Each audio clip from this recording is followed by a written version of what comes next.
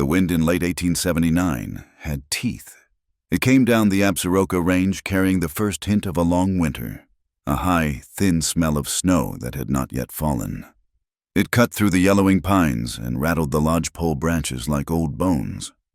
Down in the canyons, the air was sharper, laced with the scent of pine resin and the metallic snap of frost clinging to river stones. Elias Crow felt the change in his hands first. At 35 years old, his knuckles ached with the memory of every winter he had survived alone. He stood over a freshly skinned elk, the steam rising from the carcass in the cold morning air. His cabin was a 2-day ride from here, but this was his hunting ground, a place no one else bothered to climb. He worked with a practiced efficiency, his movements economical, wasting nothing. His beard was thick with frost, his eyes the color of the slate-gray sky. He was a mountain man, a term that meant different things to different people. To the folks in Copper's Mercy, it meant a savage. To Elias, it meant freedom. He had built his life on a simple set of rules he recited to himself when the loneliness pressed too hard. No ties to people, no ties to love, no ties to money. He had broken all three once, and the cost had been too high. His past was a thing he kept locked away.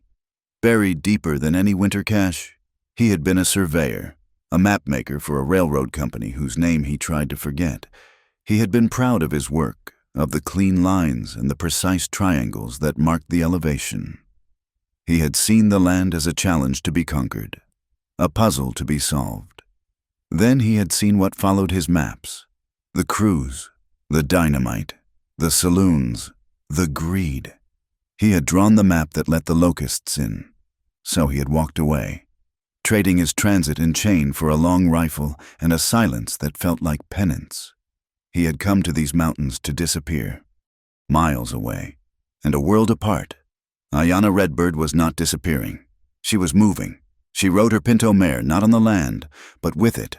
She flowed over the ridges and through the dry creek beds, her body a part of the horse a part of the wind. She was in her early 20s, but her eyes held the stillness of the ancient rock formations she protected. She was Cheyenne, a warrior, and her skills were etched into her. She could track a wolf over bare stone and read the turning of the weather in the flight of a single hawk. Her responsibility was not to herself, but to the land, specifically, the sacred volcanic canyon, the volcanic canyon. It was the place of her people's oldest stories, a sacred geography that held the spirits of their ancestors. It was her duty to keep it whole. She was returning from a 3-day hunt, a fine buck draped across a pack horse, but the smoke rising from her people's camp was wrong. It was too fast, too agitated. When she dismounted, the silence that greeted her was louder than any cry. Her brother, Nayan, was gone. He was young, full of fire, and eager to prove his worth. He had taken it upon himself to scout the railroad camps that were pushing closer, sniffing at the edges of their territory. He had been gone 2 nights. He was not a boy to get lost. He was a boy to take chances. Ayanna felt a coldness creep into her belly that had nothing to do with the coming winter. The railroad, the North and Union Rail Company. It was always the railroad. That railroad was the lifeblood of Copper's Mercy. The town was a raw, gaping wound in the earth. Halfway between Wyoming and Montana, it had swelled up overnight, choking on its own boom. Gold and copper. Those were its gods. The main street was a river of mud, lined with canvas saloons, gambling dens, and brightly painted brothels where women with dead eyes sold whiskey and comfort for dust. The air smelled of stale beer, unwashed bodies, and the sulphurous smoke from the primitive smelters. Elias avoided the town. He went in twice a year for powder, lead, and salt, and left before the sun set. He hated the noise, the desperation. He saw the faces of the men he used to work with, men who believed progress was a straight line drawn on a map, no matter what it cut through. Ayanna watched the town from the ridges. She saw it as a disease, a shadow spreading toward the sacred canyon. The North and Union Rail Company was the heart of that disease. They wanted what was easiest, They wanted a straight line, and the straightest line to the new gold fields ran directly through the volcanic canyon. The tension in the high country had been building for months, a quiet, humming pressure like the air before a lightning strike. The railroad crews were more aggressive, their surveyors protected by hired guns from the Pinkerton agency. The Cheyenne had warned them off, but the railroad only sent more men. The spark that would light the powder keg came not from a rifle, but from a whisper. It started, as these things do, in a saloon. A drunk trapper, his pockets heavy with a few dollars from a lucky pelt, was buying rounds at the Gilded Cage in Copper's Mercy. He was talking loud, boasting about a new contract. He had been hired by a railroad man to guide a small party. "They ain't looking for gold," the trapper slurred, spilling whiskey on the bar. "They're looking for a path. They got a map, you see, an old one." A few miners listened, bored. A map was nothing. "But this map," the trapper leaned in. "It's special, shows a way through the volcanic canyon, a back way, marked all proper." He used his finger to draw on the wet bar. "Got these little triangles, all over it. Smartest looking thing you ever saw." The miners lost interest. The brothel piano player started a new tinny tune. The rumor was born. It traveled, as rumors do.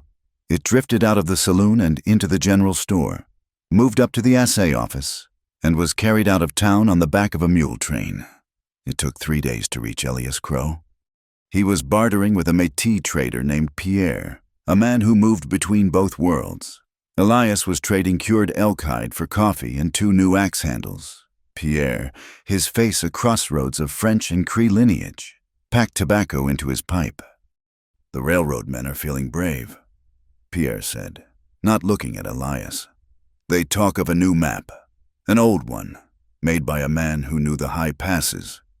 Elias just grunted, testing the weight of the axe handle.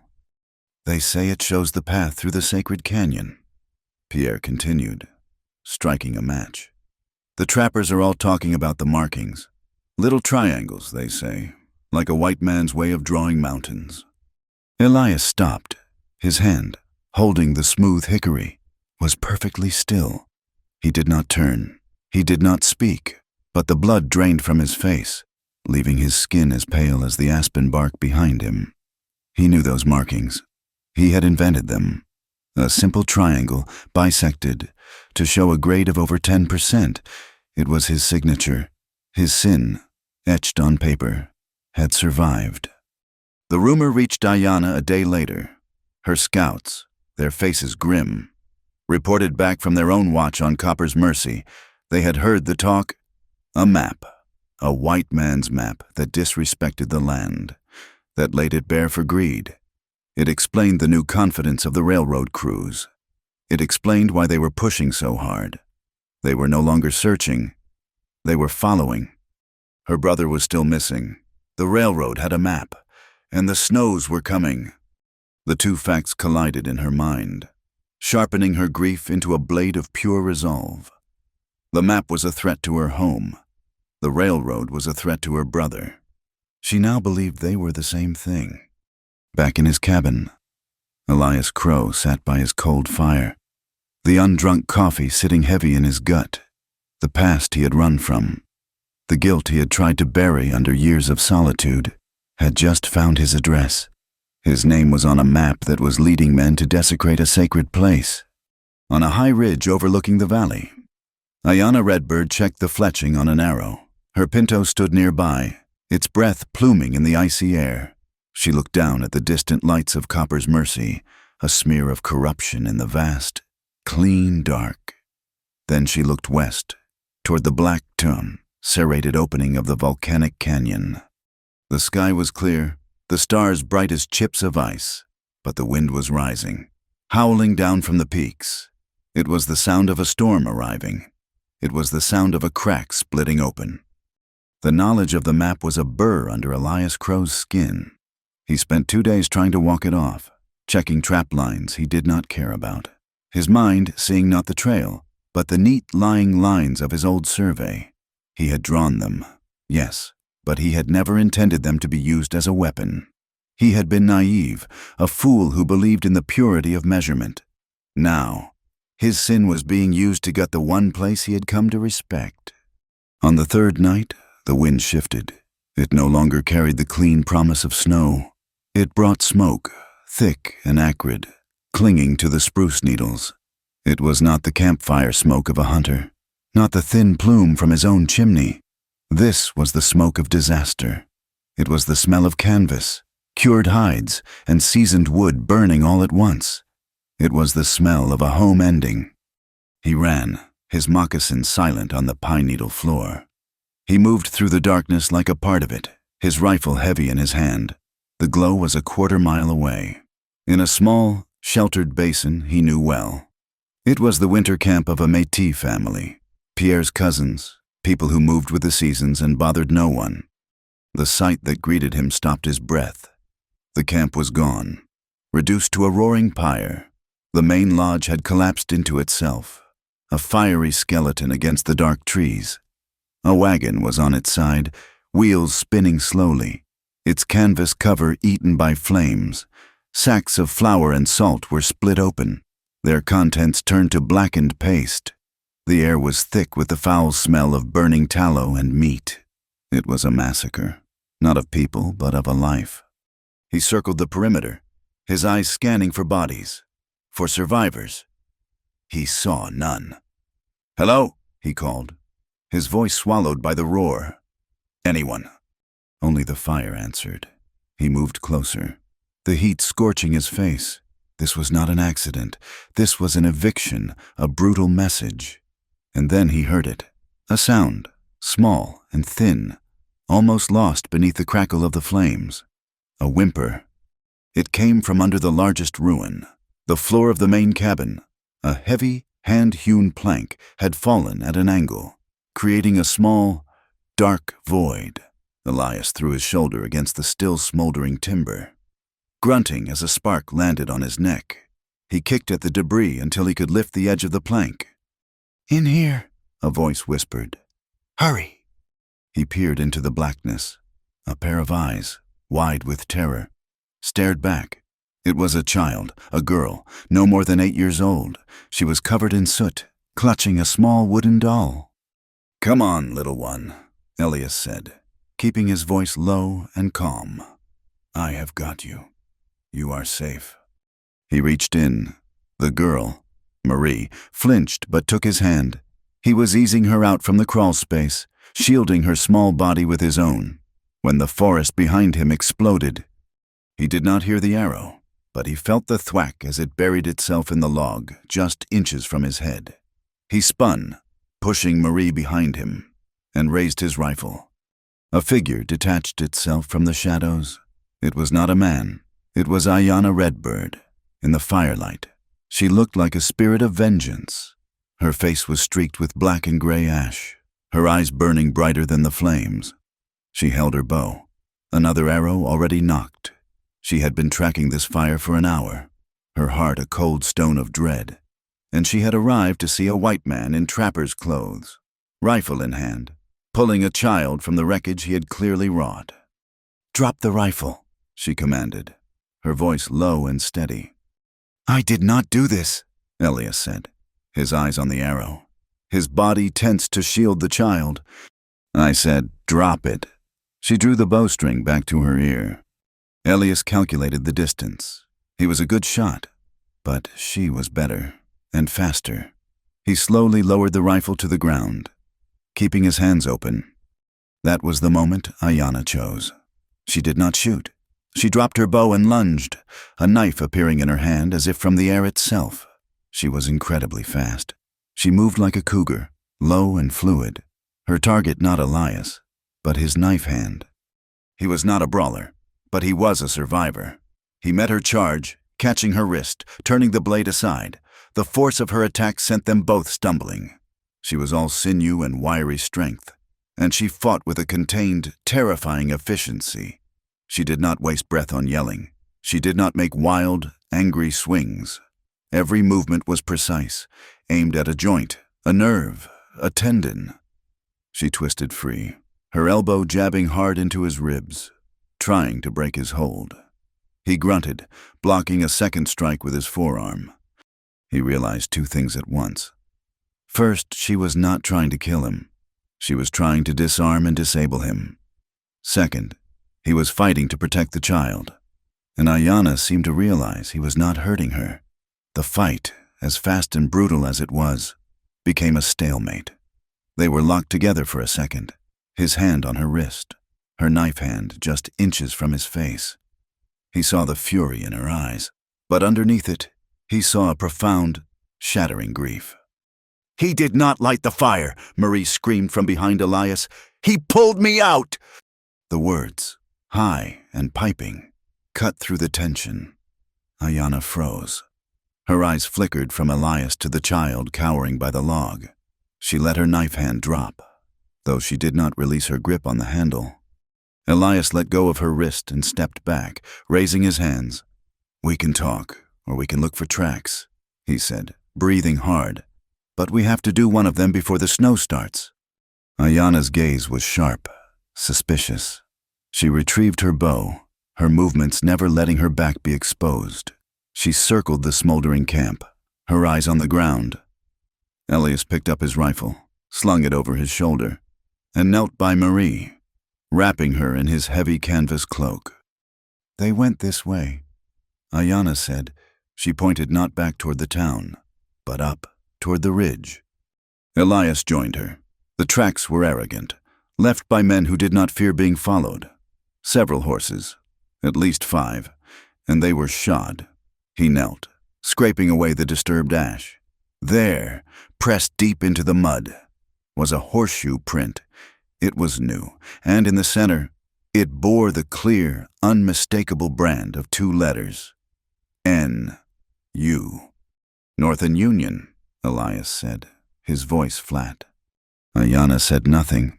Her eyes were fixed on a small, metallic object gleaming near the track. She picked it up. It was a brass casing. "A .44 Henry," she said. "It was a repeating rifle, a company gun, the kind the Pinkerton men carried, not the weapon of a simple trapper or a Métis family."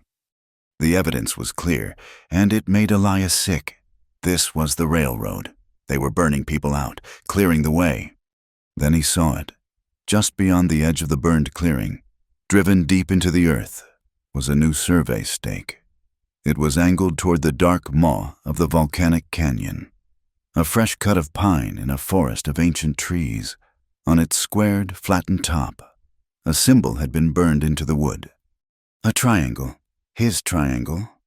The guilt he had been carrying for days turned into a physical weight, crushing the air from his lungs, his map, his lines. They were not just following a rumor. They were following his work. He had signed this family's death warrant 10 years ago with a piece of charcoal and a transit. Ayanna watched him. She saw his face go pale, saw the self-loathing that twisted his features. It was not the look of a man who had committed the crime. It was the look of a man who understood why it had happened.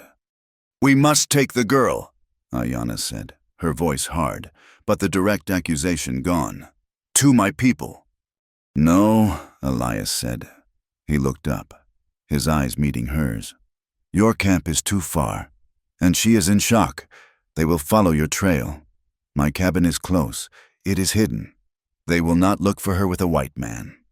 Ayanna stared at him, weighing her options. The child, Marie, was shivering violently now, her small body trembling. The logic was sound, even if the man was not. Ayanna nodded once. "We take her. Then you and I will talk." The trek to his cabin was a silent, grim affair. Elias carried Marie, who had fallen into an exhausted, fitful sleep. Ayanna moved behind them, a ghost in the trees, her eyes and ears on their back trail. As they walked, the social map of the territory clicked into place for Elias. The railroad wanted the canyon. The town, Copper's Mercy, was silent because it was afraid. The Pinkertons, led by a brute named Jedediah Pike, were the railroad's private army. Pike was a name men only said when they were drunk or leaving the territory for good, and the law sheriff Brody was a company man. His salary paid by the badge, but his comforts paid by North and Union. This fire was not the act of a few rogue men. It was policy. They reached his cabin. A small, solid box of notched logs tucked into a drawer. It smelled of wood smoke, coffee, and drying herbs. It was the smell of solitude. Elias laid Marie on his own cot, covering her with his thickest wolf pelts. He built up the fire, his movements quick and practiced. Ayanna stood by the door, refusing to sit, refusing to be comfortable. Her anger was a tangible thing in the small room. Elias turned from the fire, pulling off the canvas cloak he had used to carry Marie. As he shook it out, something small and dark fell from its folds and landed with a soft click on the floorboards. He bent to pick it up. It was a pendant, a small, worn piece of soapstone carved into the shape of a hawk's feather. It was tied to a simple leather thong. It must have been in the dirt at the camp, scooped up with the child. He held it out. "This must be hers." Ayanna's head snapped up, her eyes fixed on the pendant, and all the air left the room. She crossed the cabin in 2 strides and snatched it from his hand. Her fingers closed around it, her knuckles white. "Where did you find this?" she whispered, her voice a razor's edge. "It was on the ground, at the fire," Elias said, confused by her reaction. "It must have fallen. I thought—" "This is not the girl's," Ayanna said. She opened her hand. The stone lay in her palm, a tiny, perfect piece of her world. "This is Nyan's. It is my brother's. He would not take it off. He was there." She looked up at Elias, and for the first time, he saw the full, undiluted truth of her. The warrior was gone, and only the sister remained, her eyes a raw, open wound. Her brother had not just gone to scout. He had been at the camp, and the fire had claimed him. The alliance, moments before a fragile thing of necessity, was forged anew. It was no longer about a child. It was about a brother, and for Elias, it was about a map, a triangle, and a reckoning that was long, long overdue. The soapstone pendant, smooth and cool, felt heavy in Ayanna's hand. It was the only part of her brother she held. The sight of it had extinguished the fire in her eyes, leaving an emptiness that was far more terrible. She had not found Nyan. She had found his ghost. Elias watched her, the rigid planes of her face seeming to crack under a pressure he could only guess at. The silence in the cabin was broken only by the child's breathing and the snap of the fire. "He was alive," Ayanna said, her voice a low rasp. "He was at that camp. They did not just burn it. They took him." The "they" hung in the air. North and Union. Jedediah Pike. The Pinkertons. "My people," she said, her focus returning, sharp and cold. "We go there now. You will come. You will bring the girl. You will speak what you saw." She was not asking. It was a command. Elias looked at the small, dark-haired child, Marie, sleeping in his cot. He had broken his rules. He was tied to this girl, and now he was tied to this woman and her missing brother. He was tied to the map that had started it all. He nodded, picked up the sleeping child, and wrapped her again in the thick pelts. Ayanna led the way. She moved with a speed and silence that Elias, for all his years in the mountains, had to strain to match. He was carrying a child. She was carrying a terrible certainty. They traveled for hours, climbing out of the low basin, up into the high, broken ridges that guarded the entrance to the Cheyenne camp. The camp was not a camp. It was a fortress of nature, tucked into a fold of the mountains, invisible until you were upon it. The lodges were hidden among pines and rock falls. The smoke from their fires kept thin and scattered, but as they approached, Elias saw the tension. Sentries were posted, young men with rifles, their faces hard. They appeared from behind rocks, their expressions a mix of suspicion and, when they saw Ayanna, urgent grief. Ayanna spoke to them in Cheyenne, her words short and clipped. She pointed to Elias, then to the child he held. The sentry's eyes hardened when they looked at him. A white man, here, in their most secret place. But they parted. She led him to the largest lodge. Inside, the air was thick with smoke and the smell of worried men. The elders sat in a circle, their faces like maps of time and hardship. Ayanna walked to the center, Elias stopping just inside the flap, the sleeping child a warm weight in his arms. He was the only white man in a room of men whose land had been stolen, whose people had been murdered, by men who looked just like him. The air was heavy with distrust. Ayanna spoke. She told them of the fire, the Métis camp reduced to ash. She told them of the tracks, the North and Union brand, the Henry rifle casings, and then she held up the pendant. A low, terrible sound moved through the lodge, a groan of shared pain. This was not a raid. It was a kidnapping. An elder, his hair the color of the snow outside, spoke. His name was Old Bear. The railroad men grow bold. They steal our land, and now they steal our blood. We strike them, a young warrior named Red Hawk said, his hand on a knife. We ride to the town. We burn their warehouses as they burn the Métis. And be slaughtered, Old Bear said, his voice quiet but full of iron. They have 100 rifles. We have 20. They have the soldiers on their side. A war now is suicide. The lodge was split. The young men, led by Red Hawk, argued for a strike, for the honor of rescuing Nayan and avenging the fire. The elders counseled caution, spoke of negotiation, of sending word to the federal agent in Cheyenne. Negotiate, Red Hawk spat. We negotiated, and they burn our friends. We wait, and they take our brothers. All eyes turned to Elias. Old Bear fixed him with a gaze that seemed to see the last 10 years of his life. And this one, why is a white man, a mountain man, in our circle? The accusation was plain. Red Hawk stepped toward Elias. He is a spy. He led them here. No! Ayanna's voice cut through the anger. She stepped between Red Hawk and Elias. I found him at the fire. He was pulling this child. She gestured to Marie. From the flames. Red Hawk sneered. A trick. It is not a trick, Ayanna said, her voice rising with a cold authority that silenced the lodge. He did not light the fire. He did not know Nayan was there.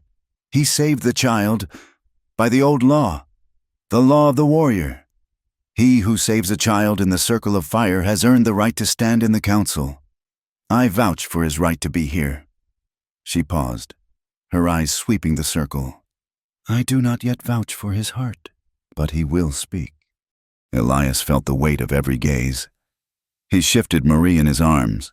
The child whimpered in her sleep but did not wake. He stepped forward. My name is Elias Crow, he said, his voice rough. I saw the tracks, North and Union. I saw the survey stake. He hesitated, the confession burning his throat. It was marked with my sign, a sign I made many years ago, when I worked for the railroad, when I drew the map they are using. A stunned silence. He had just admitted to being the architect of their destruction. They are using my map, Elias continued, the words coming faster now. To cut through the volcanic canyon, the fire, that was a message. To clear the land. Your brother, he looked at Ayanna, must have seen them, or they found him there. Before anyone could react, the flap of the lodge was thrown open. A young man, his horse lathered and breathing hard outside, stumbled in. He was a scout, sent 2 weeks prior to ride south to the territorial capital. He held a rolled paper. The plan, the scout gasped, handing it to Old Bear. It is filed. It is law. They are not asking. They are telling.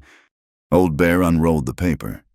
It was a federal territorial filing from the North and Union Rail Company. It showed the new, expedited route. It was a clean black line. It went straight through the sacred volcanic canyon. When? Ayanna asked. They begin the bridge, the scout said, his voice breaking. In 2 weeks. 2 weeks. The words were a death sentence. A shaman, a man who had sat silent in the corner, rose. His name was Stone Dreamer. The snows, he whispered, and the lodge went quiet to hear him. The snows come early this year. The Great Spirit warns us. They build their wooden bridge now, in the cold. But when the spring comes, when the thaw breaks, the river will rise. The bridge will be a knife. Its legs will cut the heart of the sacred river. It will bleed the land. The debate was over. War was impossible. Negotiation was pointless. They had 2 weeks to stop a force that had the power of the government and 100 hired guns. Ayanna walked out of the lodge into the cold, sharp air. Elias followed, placing the sleeping Marie into the care of a Cheyenne woman who took the child with a gentle, sad understanding. They stood apart from the village, near the edge of the ridge. "I will find him," Ayanna said, not to Elias, but to the mountains. "They have him. He is alive, and I will bring him home." It was a vow, an oath sworn to the wind. Elias looked down at his own hands, the hands that had drawn the map. He thought of the fire, the child's terror, Nyan's pendant, and the triangle stake burned with his own mark. His rules of solitude, of non-involvement, were a coward's excuses. "I will stop them," he said, his voice as quiet and as final as hers. "They are building this on my sin. I will tear it down. I will destroy their plan." Their vows settled between them. They were not friends. They were not partners. They were two people walking the same desperate path for different reasons. "How?" Ayanna asked, turning to him. "We cannot fight their guns." "No," Elias said. "We cannot, but this company, it runs on 2 things, greed and paper. Pike, Sheriff Brody, the surveyors, they are all being paid under the table, bribed. If we can prove it, we can get the federal charter revoked. We fight their paper." "Where?" "Copper's Mercy," Elias said. "The North and Union warehouse, it is where they keep the real maps. It is where they keep the payroll ledgers." Ayanna nodded. This was a new kind of warfare, one she understood. "You do not attack the army. You cut its supply line." "I know the town," she said. "I know its shadows." "We need help," Elias said. "A place to hide. Someone on the inside." "The White Town is closed to us." "Not all of it," Elias said. "There is a man, Reverend Abel. He is a Quaker. He hates the railroad, and he hates violence. His church is a sanctuary." Ayanna considered this. And Mrs. Alma, the seamstress. Her shop is in the center of town. Every woman, every wife of a railroad man or a miner, goes to her. She hears everything, and she despises Jedediah Pike. They left the camp at dusk, 2 shadows slipping into the greater darkness. They moved east, back toward the town that hated them both. They found Reverend Abel in his small, cold church, sweeping the floors by lamplight. He was a thin man with a face full of worry, but his eyes were kind. He listened to their story, his hands twisting a rag. "A child," he murmured. "They burned them out and took the boy." He nodded. "This is a sin, a great sin." He pointed to a trap door under the pulpit.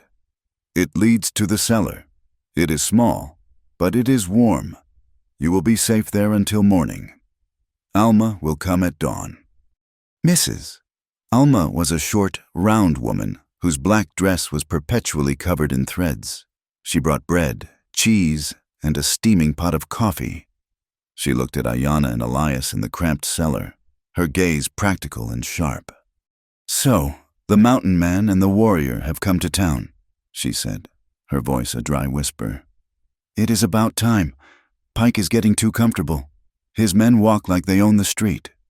She gave them the information. The payroll was delivered 2 days ago. It was in the main vault in warehouse number 3, the large building by the tracks. It was guarded. 4 Pinkertons, 2 at a time, 6-hour shifts. "They are lazy," Alma said. "They drink, but they are predictable. They walk their route every 15 minutes. That night, Elias and Ayanna moved through the back alleys of Copper's Mercy. The town was a hell of noise. Tinny pianos, shouting drunks, and breaking glass.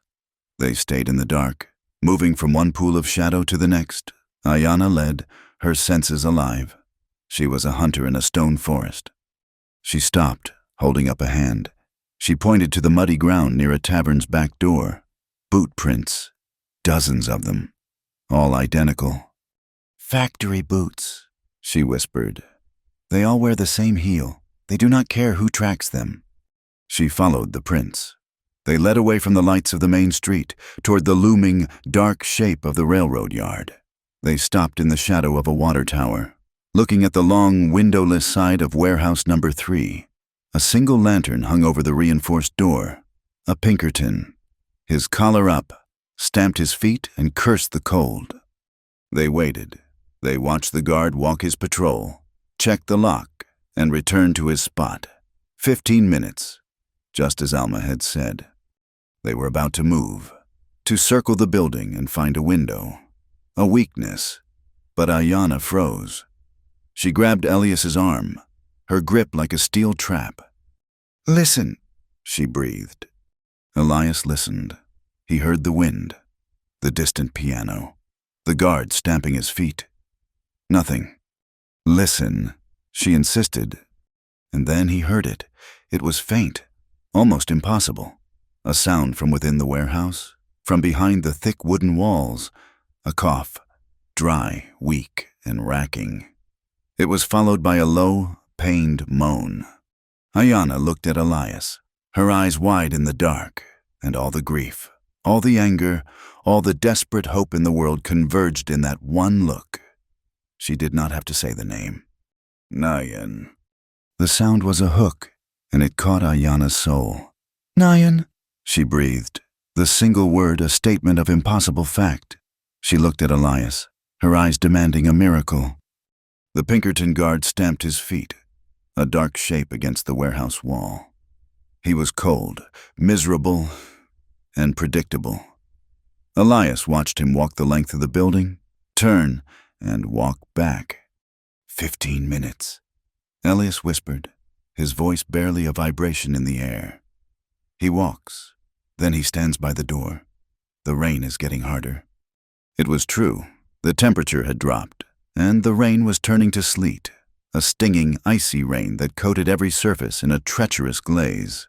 It was a miserable night for a guard. It was a perfect night for them. "The back wall," Elias said. "It is newer lumber, thinner. They patched an old opening." They moved as one, sliding through the mud and shadows to the rear of the warehouse.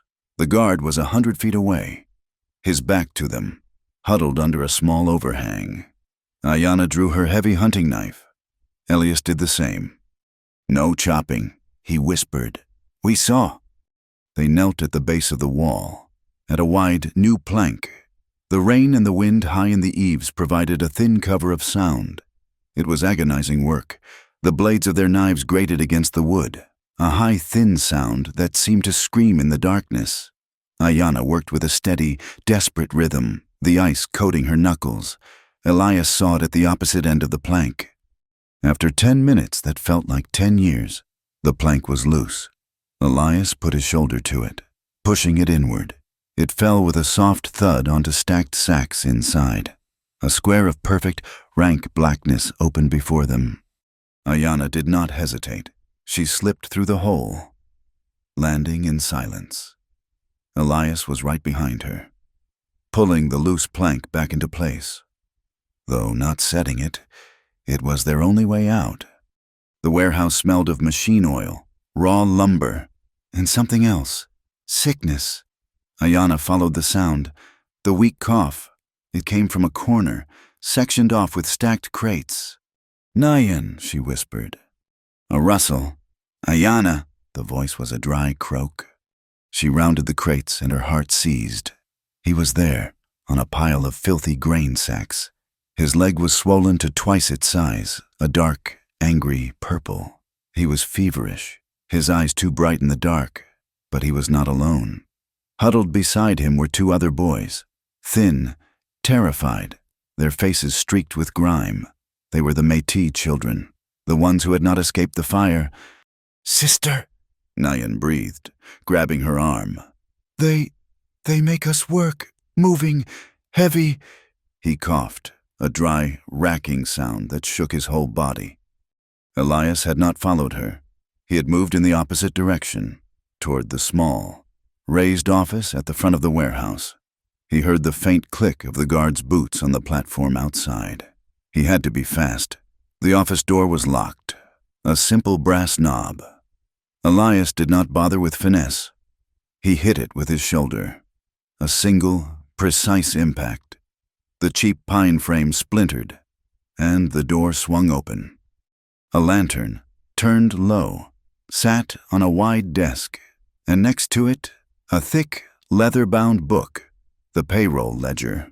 Elias grabbed it, shoving it deep inside his coat, against his skin. The safe in the corner was for the gold. The ledger, the day-to-day corruption, was left out. He turned to leave just as Ayanna helped Nayan to his feet. The boy draped his arm over her shoulder, hissing in pain. The other two children cowered. "Come," Ayanna ordered them. "We are leaving." They were halfway to the opening when one of the Métis boys, his feet numb, stumbled against a stack of empty oil cans. The metallic clang was as loud as a gunshot in the quiet warehouse. "Outside!" the guard shouted. "Hey, who is in there?" A whistle, shrill and piercing, cut through the night. "Now," Elias said, his voice flat. He threw the plank aside and shoved the first Métis boy through. "Go run." The second boy scrambled out. Ayanna guided her brother, half lifting him through the hole. Nayan cried out as his bad leg hit the wood. Elias was last, tumbling out as the first gunshot erupted from the front of the warehouse. A Pinkerton was running, firing blindly into the dark. "This way to the alleys," Elias yelled. The freezing rain had turned the alleys of Copper's Mercy into a nightmare. The mud was coated in a sheet of ice. They were sliding, falling, half running, half skating. Elias shoved Nayan, Ayanna, and the children behind a stack of barrels as two more Pinkertons rounded the corner. "I see them," one shouted, raising his rifle. Elias did not think. He grabbed a heavy barrel lid, a circle of solid oak, and threw it. It skimmed across the ice like a giant stone and slammed into the man's legs, taking his feet out from under him. The man went down, his rifle clattering away. "Up," Elias pointed, not to the alley, but to a low roof of a tannery. "It is the only way." He boosted Nayan first, the boy's face pale with pain. Ayanna went next, climbing like a cat. She and Elias formed a chain, pulling the two terrified children up. Elias was the last one, scrambling onto the slick shingles just as the Pinkertons opened fire. Bullets chewed the wood where his feet had been. "Move," he commanded. The rooftops were a treacherous landscape. The ice made them like sheets of dark glass. Ayanna, supporting Nayan, moved with a low, impossible balance. Elias, heavier, slipped, catching himself on a frozen chimney. The factory boots of the Pinkertons were useless on the ice. Elias could hear them shouting and cursing as they failed to follow. He led them across 3 connected roofs, over a clothesline frozen as solid as an iron bar. He dropped down into a narrow space, the garbage alley behind the gilded cage saloon. The stench of stale beer, rotten food, and filth was overwhelming. But the steam rising from a pile of hot ash and garbage provided a momentary, foul-smelling cover. They huddled in the muck as their pursuers clattered past on the main street.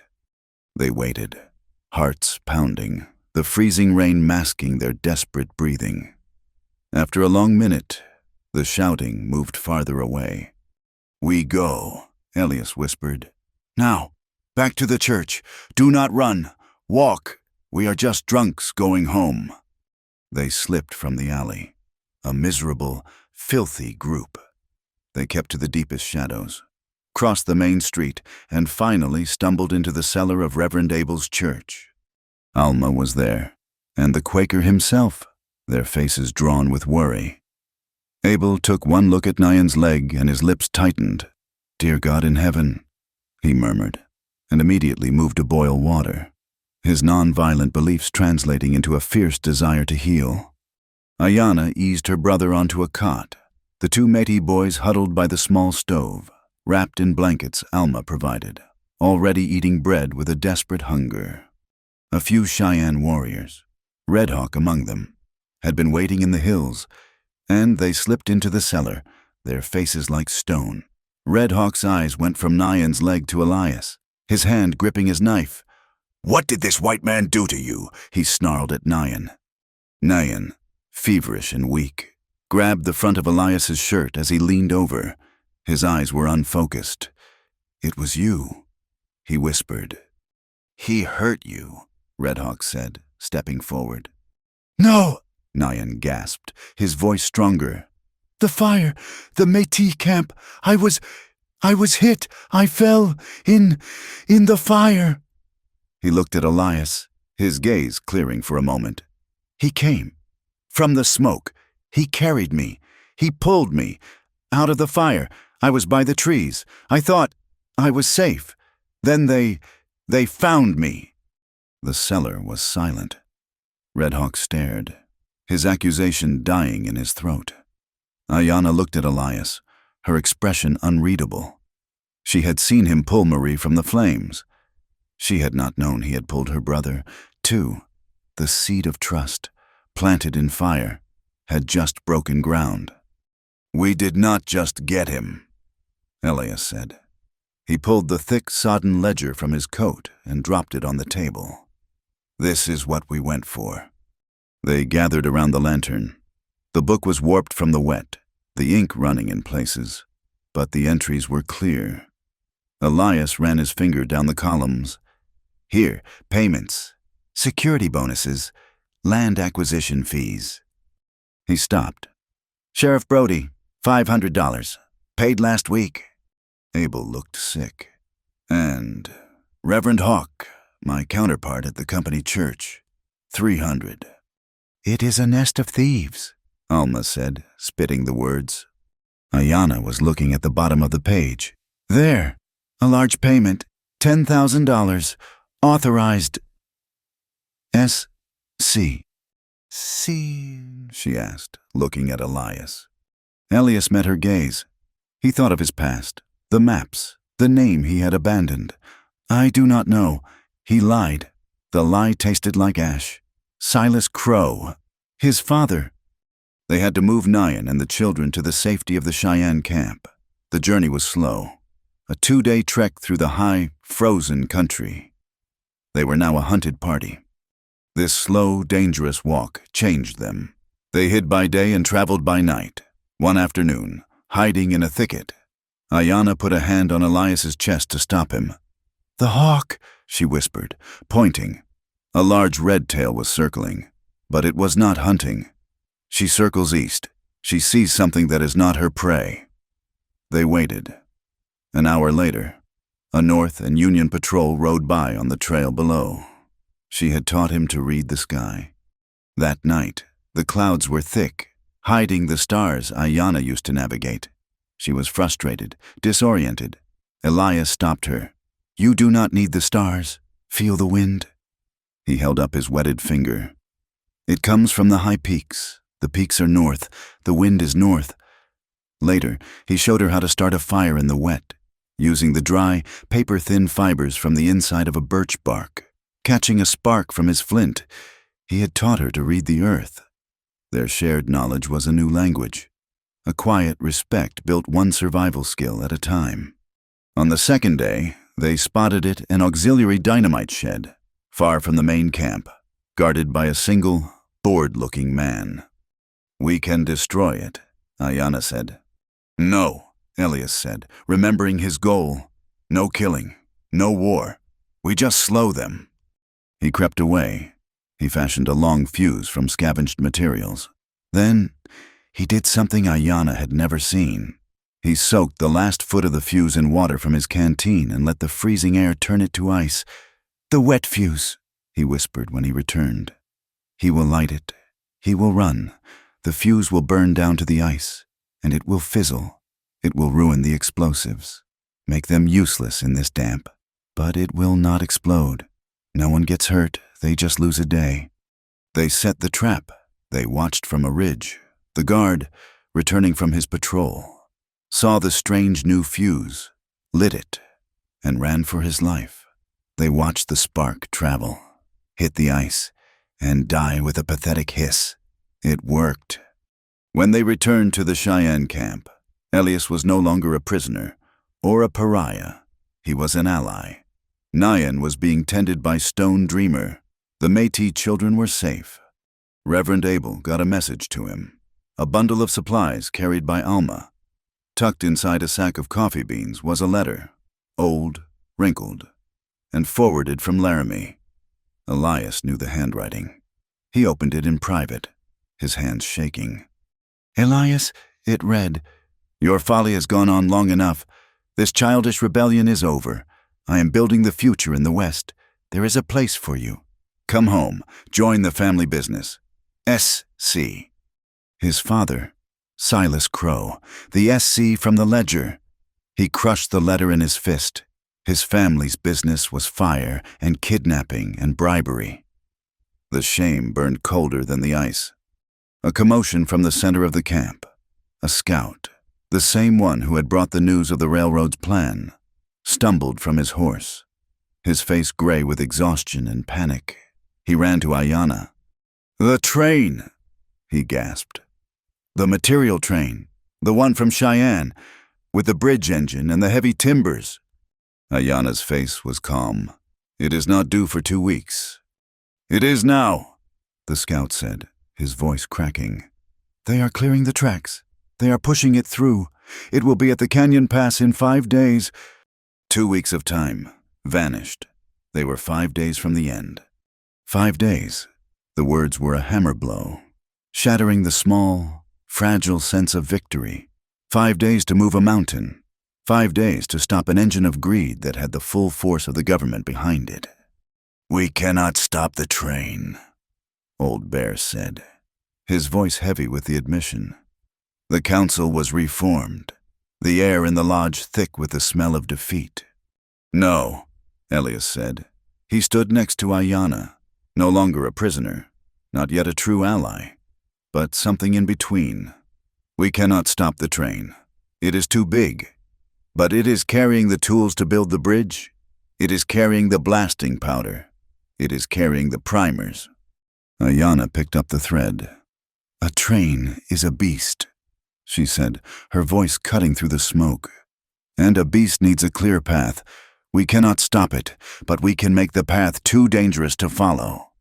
"The snow bridge curve," Elias said, a map forming in his mind, a new map, a map of sabotage. "It is the high point, just before the pass. The tracks are laid on a wooden trestle over a deep drift. They will have to slow to a crawl." "We move now," Ayanna said. She, Ellis, and Red Hawk, who had come to respect the white man's strange, non-violent form of warfare, would go. The others would prepare the camp for a fight that might come, and protect Nyan and the children. They left within the hour. They traveled light, taking only what was necessary: rifles, knives, ropes, and a grim determination. They moved into the high country, following the game trails that Elias knew as well as the lines on his own hand. For a day, they made good time, the air cold and sharp, the sky a brilliant, brittle blue. Then the sky turned yellow. "Trouble," Elias said, stopping. The wind, which had been at their back, died. A complete, unnatural stillness fell over the mountains. "The air is sick," Ayanna whispered, her hand on her knife.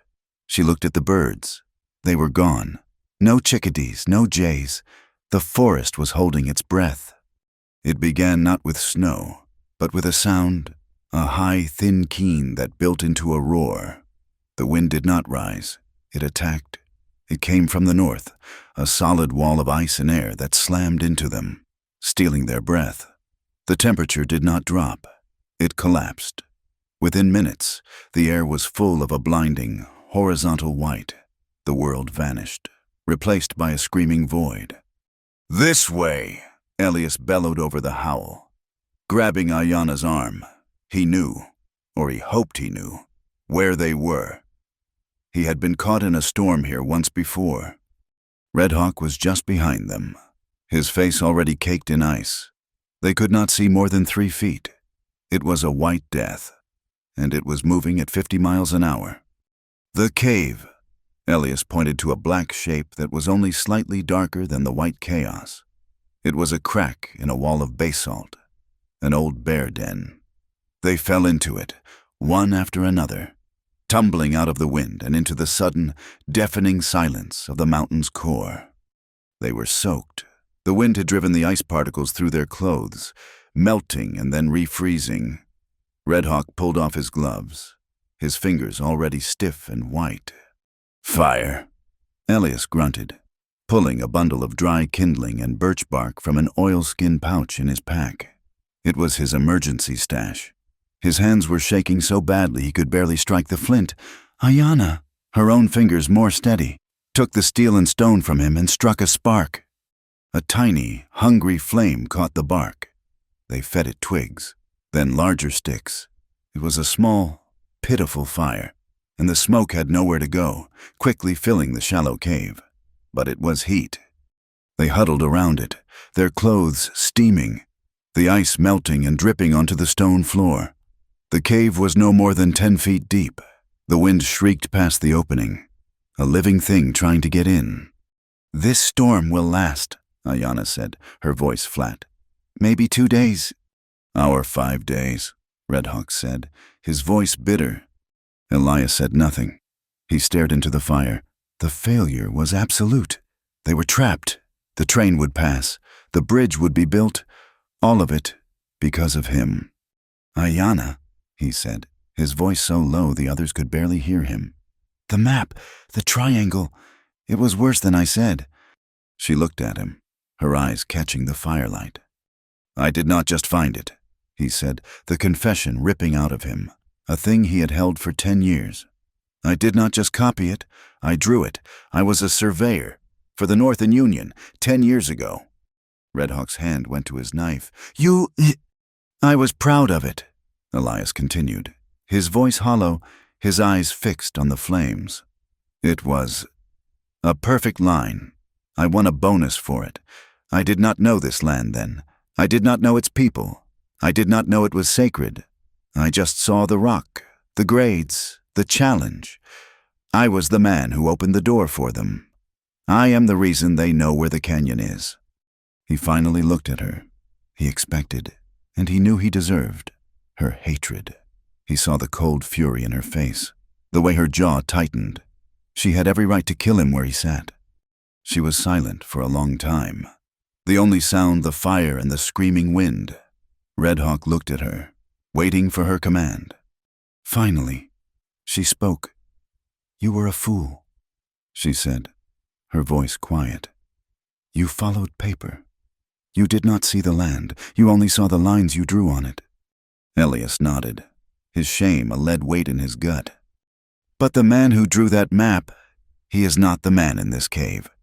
She met his gaze, and there was no pity in it, only a hard, clear judgment. "He is not the man who pulled my brother from the fire. To know wrong, to turn back, that is the path of a person. You are walking it. Do not stop." The fire, which they had fed sparingly, began to die. The wood was gone. The cold, which had been held at bay, seeped back into the cave. The temperature, already far below freezing, plunged. They pulled their robes and pelts tight, but it was not enough. The cold was insidious. It found every gap, every opening.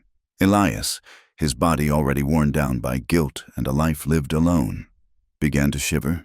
It started in his hands and feet, a fine tremor. Then it moved to his core, a deep, racking shudder that he could not control. His teeth chattered violently. Ayanna watched him.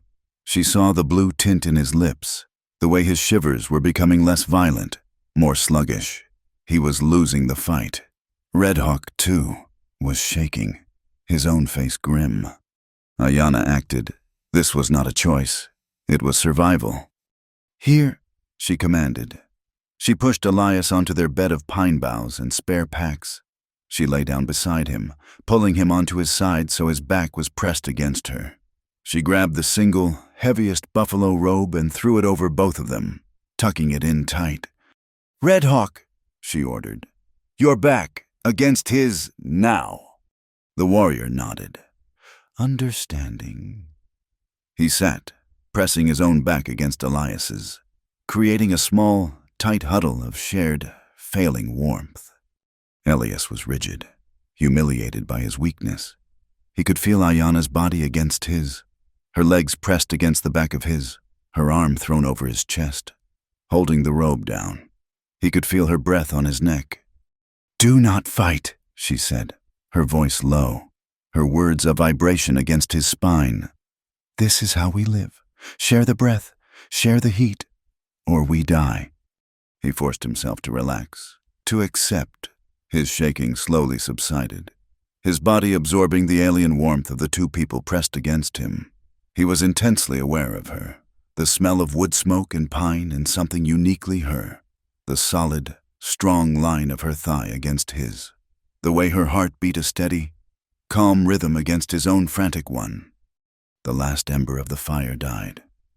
The cave plunged into absolute darkness, broken only by the sound of their breathing and the howl of the storm outside. Hours passed. Red Hawk's breathing deepened into a light, exhausted sleep. Elias remained awake. He felt Ayanna shift, moving not away, but closer, her body seeking to eliminate any space where the cold could enter. He found his own body moving with hers, a slow, unconscious synchronization. He was no longer just Elias Crow, the hermit, the man who had abandoned the world. He was a part of this small, desperate circle of life. He must have dozed, because he woke with a start. The cold was worse. His shivering had returned. Ayanna was awake. He felt her move. She rose on one elbow, breaking the seal of their huddle. The cold air rushed in, a physical blow. "Ayanna, no," he whispered, his teeth chattering. "Be still," she commanded. She moved, and he felt her presence in front of him. He could not see her, but he felt the shift in the air. She was looking down at him. He felt her hand on his face. Her fingers were rough, calloused, but they were warm. She traced the line of his jaw, a simple, grounding touch in the dark. "Elias," she said, her voice a bare whisper, almost lost to the wind. He turned his head toward her touch, and his lips met hers. It was not a kiss of passion, it was a kiss of necessity. It was a seal, a promise, a brand. It was fierce, and a little desperate, and it tasted of wood smoke and the cold, clean air of the high mountains. It was a transfer of life, a defiant act against the storm that was trying to kill them. Her teeth, sharp and sudden, bit his lower lip, a small, grounding pain that cut through the numbness. She pulled back, but only an inch. Her forehead rested against his. He could feel her breath, warm and alive, on his mouth. "Lose yourself in me," she whispered. It was not a request. It was a command. It was an absolution. It was an invitation to let go of the man who had drawn the map, to let go of Silas Crow's son, to let go of the guilt and the shame. It was an order to be right here, in this cave, in this moment, and to survive. He closed his eyes, and the world dissolved, leaving only the warmth of her breath and the steady beat of her heart against his. They woke to a world of blinding white and absolute silence. The storm had broken. The sky was a painful, brilliant blue. They were alive. They moved stiffly, separating from their huddle. Red Hawk, Elias, Ayanna. They did not speak of the night. The intimacy of the dark was gone, replaced by the terrible urgency of the day. As they packed their stiff, frozen gear, Ayanna stopped Elias. She was not looking at him. She was looking out at the new, sun-drenched world, a world buried under 10 feet of new snow. "What happened in the cave," she said, her voice practical, "was for survival." He nodded, his throat tight. "I know. When this is done," she continued, When the train is stopped, when the canyon is safe, we will stand in the sun, together, and we will ask, do we go on together, or do we go on alone? She turned to him then, her eyes clear and fierce. There will be no debt, no obligation, only a choice. In the sun, Elias said, the words a promise, a choice. The new snow was a blessing. It would slow the train to a crawl. The plow would be working hard. They moved fast, their moccasins on the wind-scoured ridges leaving almost no trace. They reached the snow bridge curve.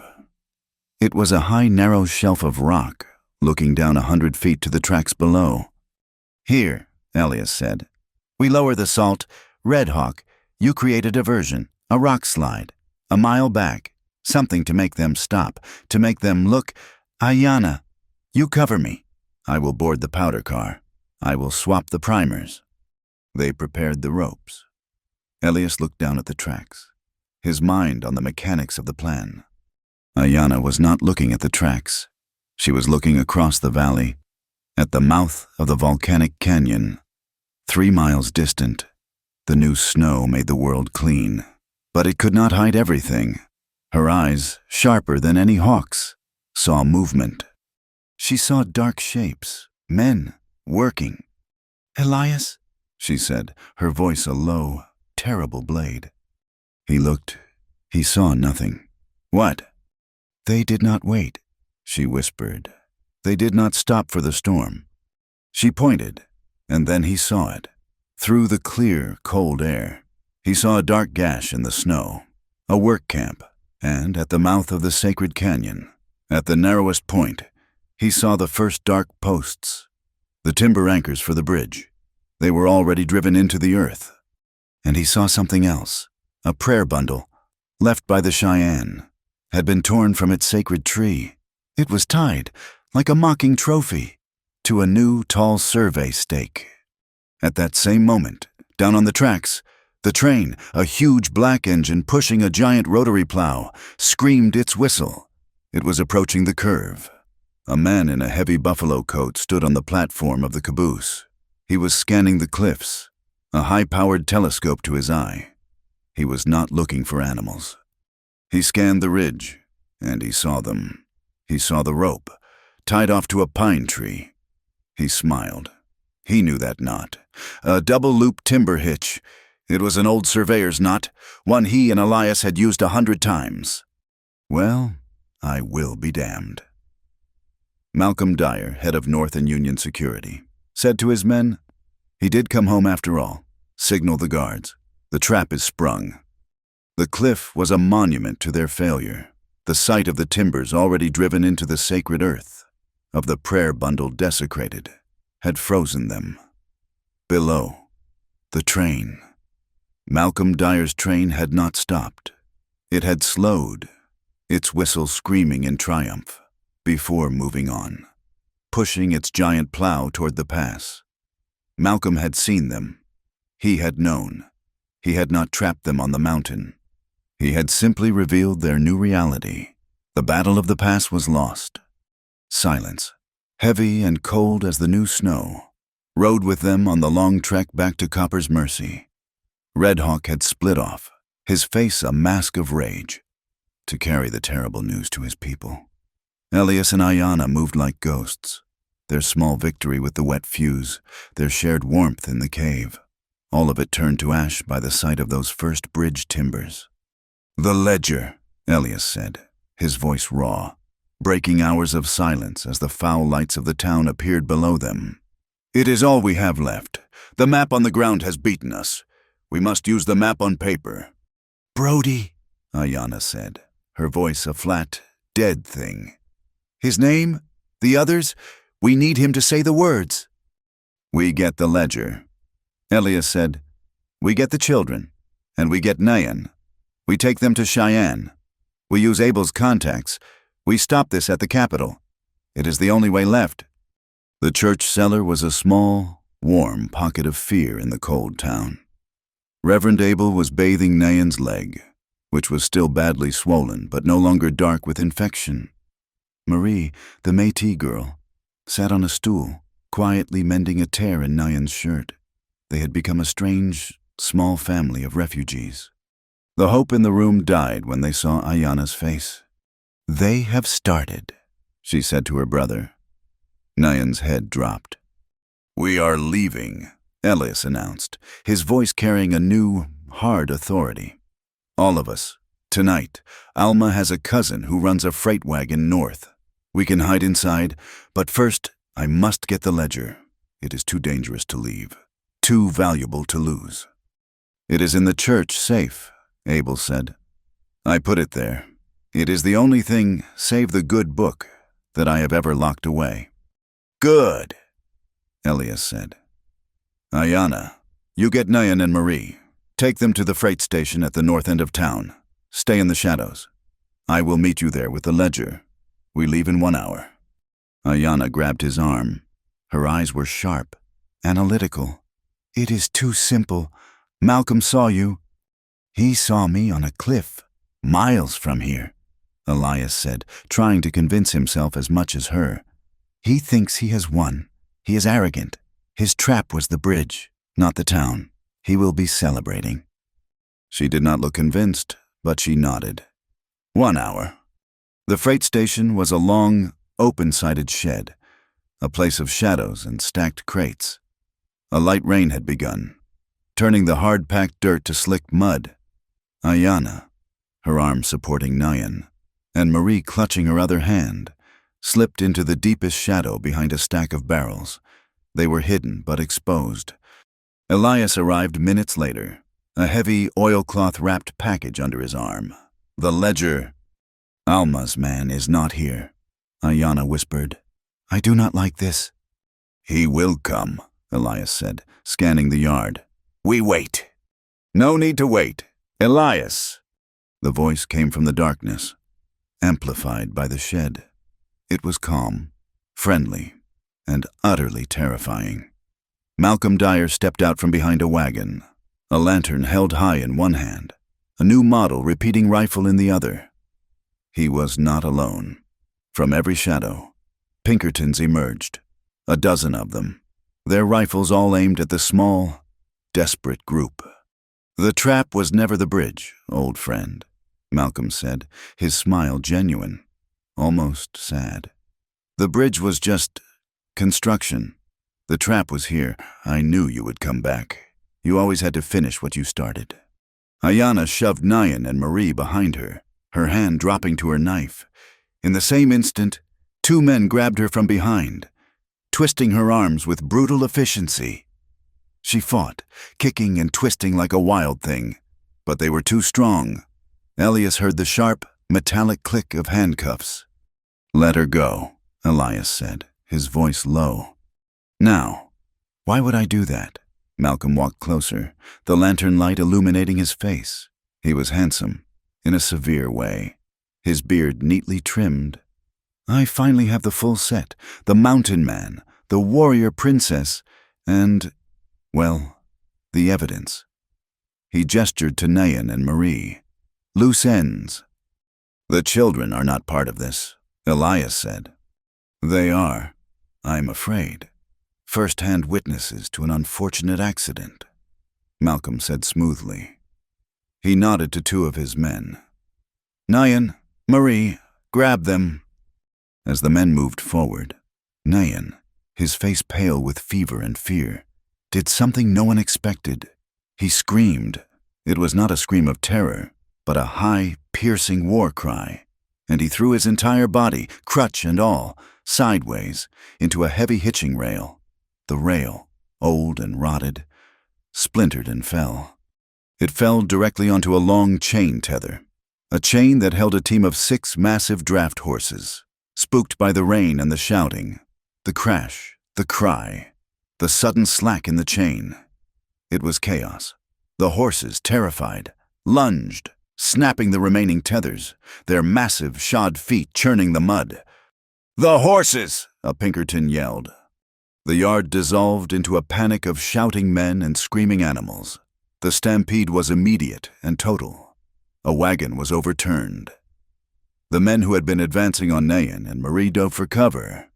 "Now!" Ayana yelled, In that single, perfect moment of chaos, Elias moved. He did not go for Malcolm. He went for the man holding the key to Ayanna's cuffs. He hit the man in the throat with the heavy, ledger-filled bundle, dropped it, and snatched the key ring from the man's belt as he fell. "Nayan Marie, run," Ayanna shouted. She saw her brother, his face set, grab Marie's hand. He did not run for the town. He ran for the dark river, for the shadows he knew. A warrior, even on a broken leg. Malcolm raised his rifle, sighting on the fleeing children. "No witnesses," he said. "Malcolm!" Elias roared. He stood between Malcolm and the children, his hands empty. Malcolm laughed, lowering the rifle. "Ah, Elias, always the hero. Look at you. You have lost. Your woman is in chains. Your little friends are running for their lives. And you are standing in the mud." "Let her go," Elias said, holding up the small brass key. "Let them all go. And you can have this." He gestured to the ledger on the ground. "You think I care about the book?" Malcolm said. "I have a dozen copies. That is just paper. I am here for you, Elias." He stepped closer, his voice dropping, becoming intimate. "The old man wants you back. He told me, 'Malcolm, find my boy. Bring him home.' He does not care about any of this mess. He just wants his heir." Ayanna, still held by two men, went still. "He said that," Malcolm continued, his eyes searching Elias's. "Family, Elias, that is all that matters. Not this land, not these people, blood, your father, Silas Crow." The name, spoken aloud, hit Elias like a physical blow. He had known, but hearing it from his old friend, his new enemy, made it real. "Silas Crow is not my father," Elias said, his voice shaking with a cold rage. "A father does not burn children from their homes." "Oh, that." Malcolm waved a hand dismissively. "Business, unfortunate, but necessary. You have to clear the board before you can play the game." "It was not business," a new voice yelled, sharp with fear and drink. It was a lesson." Sheriff Brody stumbled out of the main station office, a bottle in his hand, his face slick with sweat. He had been brought by Malcolm, a part of the trap, and he was terrified. "You told me, Malcolm, you said, 'We teach them a lesson.' You said, 'Make them scared.' You did not say, 'Fire.' You did not say, 'Kidnapping.'" Malcolm looked at Brody with pure, unadulterated contempt. "Shut up, you drunken fool!" "I will not," Brody said, pointing a shaking finger. "I am the law, and that was murder you. You burned them out. You took that boy." Ayanna, held fast, was trembling. Her eyes were fixed on Brody. It was not the hatred she had for Malcolm. It was a cold, precise loathing. The man who was paid to protect, admitting he had been part of the destruction. "And you let it happen," she whispered, her voice a blade. Brody flinched, turning to her. I did not know." "You knew enough to take their money," she said. The fight had gone out of the Pinkertons. The horses were gone. The children were gone. It was just a cold, wet yard, with a circle of men and a truth laid bare. Elias saw his opening. "Give me the key, Malcolm," he said, "and I will talk to him. I will go." Malcolm smiled. "I knew you would see reason." He tossed the key ring. It landed in the mud. "But she stays insurance." Elias bent to get the key. As he did, Ayanna moved. She had been waiting. She slammed her head back into the face of the man behind her, dropped, and swept the legs out from under the second man. She was on her feet, cuffed hands held high and swinging them like a club. She was free. But she did not run to Elias. She ran at Brody. She grabbed the terrified sheriff by his coat, her cuffed hands a steel yoke around his neck. She pulled him close, her face inches from his. "You," she spat, "let them burn. You let them steal my brother." She did not have her knife. She did not need it. She reached with her cuffed hands and grabbed an arrow from a quiver on a Pinkerton saddle. One of her own. A trophy. She put the point to Brody's throat. "Ayanna, no!" Elias shouted. "He is a dead man," she said, her voice calm. The warrior returned. "He deserves to die." "He does," Elias agreed, walking slowly toward her, his hands open. "He deserves to die, but we need him to live. Just a little longer." She pressed the arrowhead. A drop of blood welled on Brody's neck. "Ayanna," Elias said, his voice low, urgent. "What you said in the cave. To know wrong, to turn back. That is us. This is him." He was inches from her now. "We do not want his blood. We want his words. We need his testimony. Let justice outlive the hatred. Ayanna, please." He put his hand over hers, over the arrow. He felt the tension in her arm, the desire for a simple, clean end. He felt the tremor of her rage. For a long second, no one breathed. Slowly, her hand relaxed. The arrowhead did not pull away, but the pressure eased. "All right," Brody whimpered. "I will talk. I will tell them everything. Just get me away from him." He pointed at Malcolm. Malcolm Dyer sighed. He looked at Elias, at Ayanna, at the blubbering sheriff. He had lost his leverage. He had lost his captives. He had failed. "Well," Malcolm said, his voice light, "this has been a disappointment." He reached into his coat. Elias braced, expecting a pistol. It was not a pistol. It was a flare gun. Malcolm raised it to the sky. "The old man will be so." He paused. "Displeased." He pulled the trigger. A red star screamed into the night, bright as a new bloody moon. It hung over Copper's Mercy, a terrible signal. "What is that?" Ayanna asked, her eyes on the red light. "That," Malcolm said, his smile returning, "is the sound of progress. My dear, the bridge construction train. It just left Granite Pass. It will be at the canyon by morning. You have one night to stop the future. Good luck, Elias." And with that, he turned, his men falling into formation around him, and they walked away, swallowed by the rain, leaving Elias and Ayanna in the muddy yard with the key, the ledger, and a whimpering, terrified piece of evidence. The red flare washed the rain-slicked yard in a bloody, spectral light. It hung in the sky, a dying star, a signal of an end. One night. "He is not bluffing," Elias said, his voice flat.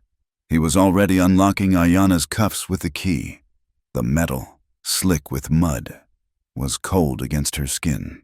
"That train will be here by dawn." "Then we are not going north," Ayanna said, rubbing her raw wrists. She looked at the whimpering, terrified Sheriff Brody. "We are going west, to the canyon." "Ayanna, we cannot," Elias said, his mind racing. "We have no men. They have an army." "They have an army," she agreed, her voice a low, hard blade. "We have the ledger. We have him." She grabbed Brody by the front of his shirt and hauled him to his feet. "And we have the truth. It is all we have. We stop them there, or we do not stop them at all." A figure moved in the shadows near the church. "You will not go alone." Reverend Abel stepped into the faint red light, and he was not alone. Beside him stood a short, intense man in a city hat, his hands full of a strange, boxy contraption.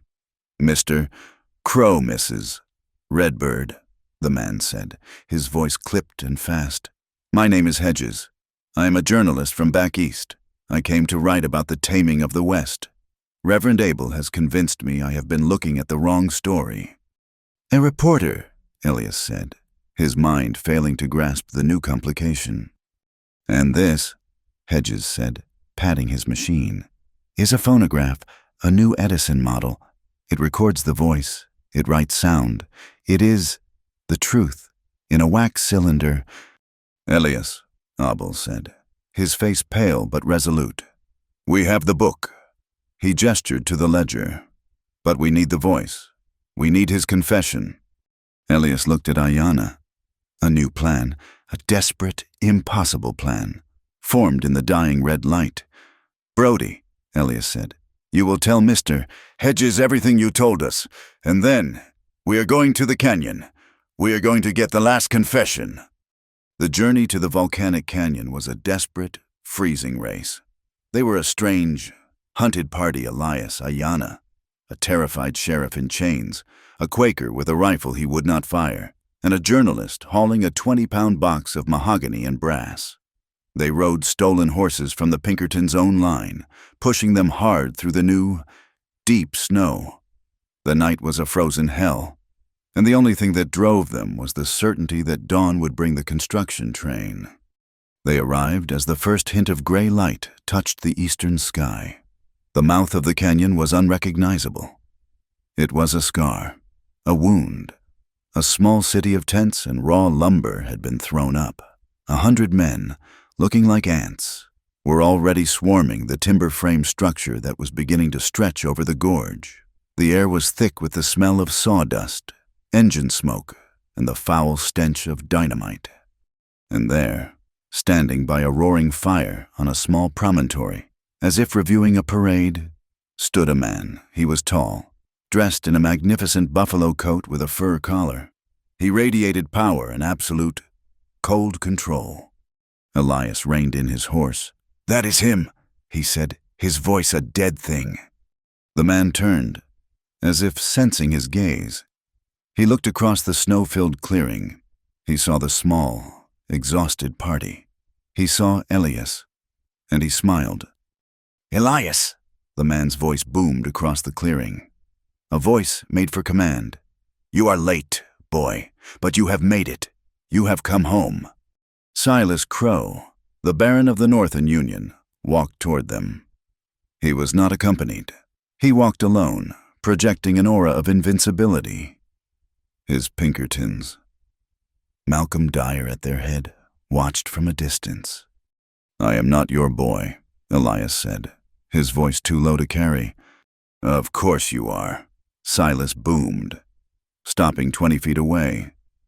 He looked at Ayanna, his eyes sweeping over her with a cold, appraising glance. A lovely piece of savagery, and, "Sheriff Brody, what is this? Elias, are you playing lawman now? That is not your role." "Stop this," Elias said, gesturing to the bridge. "Stop it now. It is sacred land." Silas Crow laughed. It was a loud, rich sound, utterly without humor.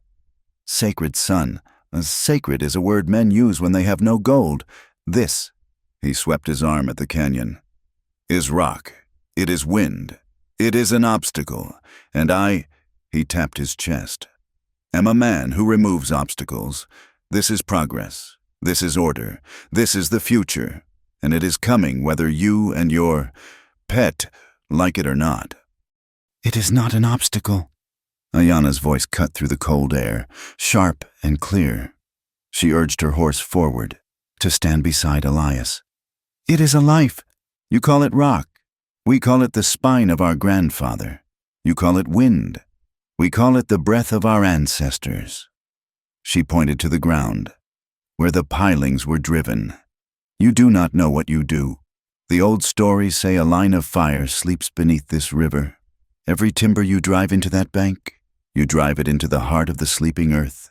You wake it at your own peril." Silas rolled his eyes. "Folklore. It is charming, my dear, but it does not stop a 600-ton locomotive. Now, Elias, enough of this. I am offering you your life back, your name, the Crow legacy. Leave these people, leave this childish guilt. Come, stand with me. Stand with your family." "This," Elias said, gesturing to Ayanna, to Abel, "is my family." "No," a voice said. Malcolm Dyer had walked up, his hand on his holster. "This is your family. Elias." He gestured to Silas. "Blood is blood." Elias swung down from his horse. He walked toward his father, carrying the ledger and the oilcloth bundle. "You are right. Blood is blood, and it is all over this book." He threw the ledger at Silas's feet. It landed in the snow with a heavy thud. "What is this?" Silas asked, his smile fading. "That is your book of bribes, Mr. Crow," Elias said. The name hit the air. Mr. Crow, not father. The shift was absolute, the final, cutting severance. Silas's eyes narrowed. "Insolent. You have no proof." "I have Sheriff Brody," Elias said, pointing. "And he is eager to talk. And I have this." Hedges, the journalist, stepped forward, his face pale but set. He placed the phonograph on a flat crate and pointed the large brass horn at Silas. "Sir," Hedges said, his voice shaking but clear, "this machine is recording. I have Reverend Abel as a witness, and the testimony of Sheriff Brody. We have you on bribery, arson, and kidnapping." Malcolm drew his pistol. "You have nothing." "Wait," Silas said, raising a hand. He looked at Elias, at the machine. A slow, cold smile spread across his face. "A recorder. How clever. And what do you want?"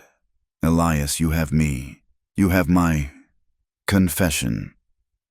"I want it from your mouth," Elias said, "and I want your signature on this." He pulled a single piece of paper from his coat. A confession, written by Abel and Hedges on the ride over, detailing everything: the fire, Nyan, the bribe to Brody. "Sign it, and say it. Say it so the machine can hear. And this stops. The bridge stops.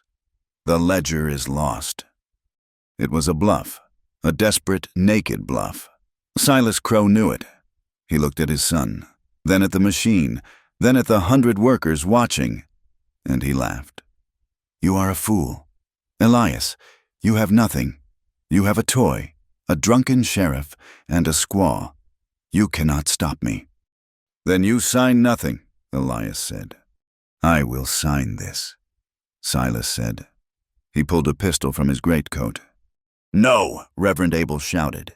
And he did the one thing he was not built to do. He ran not at Silas, but at the phonograph, grabbing the wax cylinder, the recording, and trying to protect it with his body. "Malcolm," Silas said, his voice bored. Malcolm's gun was already out. He did not aim at Elias. He aimed at the true threat. He fired. The shot was deafening in the cold morning. Reverend Abel stopped. He looked down at the new dark flower blooming on his gray coat. He looked at Elias, his face a mask of surprise, and then he fell, his hand still clutching the cylinder. "Abel!" Elias screamed. Ayanna did not scream. She moved. She launched herself from her horse, not at Malcolm, but at a stack of powder kegs near the fire. She kicked the chocks away. A keg, half full of blasting powder, tipped, spilling a gray-black stream toward the roaring fire. "Foolish girl!" Malcolm yelled, raising his pistol to her. He never fired. The stream of powder hit the fire. The world did not explode. It erupted. A flash-bang of white-hot fire and scalding, sulphurous smoke. The kegs did not detonate. The loose powder simply ignited. A wave of fire that threw men back, scattered horses, and set the entire work camp ablaze. Tents, tarps, spilled oil, stacks of fresh pine, all of it went up. The night, which had just ended, returned as a storm of fire and black smoke. "Elias!" Ayanna yelled, pulling him from his stunned grief. She had her knife in one hand, her bow in the other. "Fight, live!" The camp was in chaos. Men were screaming, running. Malcolm Dyer, his face blackened by the flash, wiped his eyes and saw Elias, his hatred, his jealousy, his orders. They all focused. "Crow!" he bellowed. And he charged. It was not a gunfight. It was a brawl. They met in the smoke. Two men who had once been friends, now driven by a lifetime of betrayal. They slammed into each other, rolling in the burning snow. Ayanna was not fighting one man. She was fighting the machine. She saw Pinkertons rallying, trying to save the bridge. She fired an arrow, not at a man, but at a rope, a main guideline. The rope snapped, and a huge timber swung free, clearing the deck. Silas Crow was standing by his horse, his face a mask of pure, unadulterated rage. His plan, his perfect, orderly plan, was dissolving into fire. "The bridge!" he roared at his men. "Save the bridge!" Elias and Malcolm were locked in a desperate struggle on the edge of the new piling. A sheer 100-foot drop to the frozen river below. Malcolm was stronger, heavier, but Elias was fueled by a decade of shame and a moment of pure, white-hot grief. He saw Abel's face, falling. "You killed him," Elias grunted, slamming his fist into Malcolm's ribs.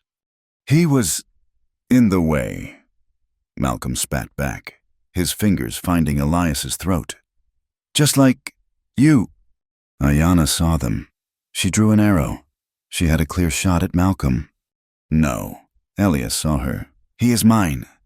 He used Malcolm's own weight, his own lunge, against him. He twisted, as Ayanna had taught him, using his hips, and threw Malcolm over him. Malcolm's grip on his throat broke, but he grabbed Elias's coat. They teetered on the edge. Two men locked in a death grip, the fire roaring around them. You had it all, Elias," Malcolm screamed, his face contorted. "The name, the money, and you threw it away for this." "He is not my family," Elias roared, and he found the strength. He broke Malcolm's grip and brought his knee up, hard, into his chest. Malcolm staggered back, his arms windmilling. He was at the very edge. He looked at Elias. He looked at the fire. He looked at Silas, who was watching, his face impassive, and then he fell. His scream was short, cut off by the dark. Elias stood, breathing in ragged, smoky gasps. He turned to face his father. The fire from the camp had found the bridge. The wooden timbers, slick with creosote, were beginning to catch. Oily, black smoke poured into the sky. And from the west, from Granite Pass, came the sound, a long, high, screaming whistle. The construction train. It had not seen the signal. It was coming full, blind speed. It was coming for the burning bridge. The smoke burned Ellis's lungs. He and Malcolm were locked at the very edge of the bridge piling, 100-foot drop to the frozen river below. Elise had broken Malcolm's grip, but the man was trapped, his back to the abyss, his feet scrambling for purchase on the icy, burning timber. Ayanna stood 10 feet away. An arrow knocked, the point aimed directly at Malcolm's heart. "You had it all, Elias!" Malcolm screamed, his voice raw with terror and rage, a man staring into the void. "The name, the money, you threw it away for this." "He is not my family," Elias roared, his chest heaving, his grief for Abel a white-hot fire. "Do it, Ayanna!" Malcolm spat, his eyes wild. "Shoot me! It is better than him!" He gestured with his head towards Silas, who watched from the promontory, his face impassive, a king watching a play. Ayanna's bow was steady. The world, for a single heartbeat, was silent. She held this man's life on her fingertip, the man who had given the orders for the fire, the man who had helped steal her brother. She looked at the raw hatred in his eyes, and then at Elias, his face torn. And from the west, the sound came, a long, high, screaming whistle, piercing the roar of the fire. The construction train, it was on them.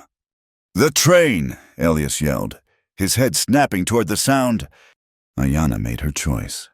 It was the choice of the canyon, of the future, not the past. She lowered her bow.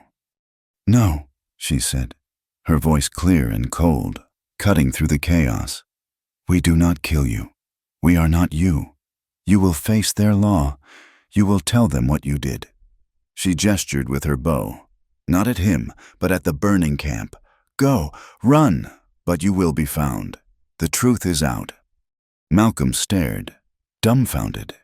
He had expected death, not this dismissal. He looked at Elias, at Ayanna, at the oncoming train. His nerve broke. He scrambled away from the edge. like a rat, and disappeared into the smoke and chaos. A man broken not by a weapon, but by mercy. "Elias!" Ayanna shouted, grabbing his arm, pulling him from the edge. "The train! It does not see the fire!" Elias looked. The train was coming fast, a huge black engine, its headlamp a single, blind eye in the smoky dawn. Behind it, he could see the flat cars, piled high with timbers, and he saw with a jolt of terror 2 cars marked with the stark, red letters, explosives. "We have to stop them!" Elias yelled. "We cannot," Ayanna said, her eyes scanning the track. "But we can turn them." She pointed. 20 yards ahead, there was a track switch, a manual lever. It led to a short, steep, uphill spur line, a runaway lane designed to stop out-of-control cars. "The switch is frozen." Elias saw the ice coating the mechanism. "You stop the men!" Ayanna shouted, already running. "I will stop the powder." The plan was insane, formed in a split second, a shared thought. Elias ran, not away from the train, but toward it, along the track, onto the burning bridge itself.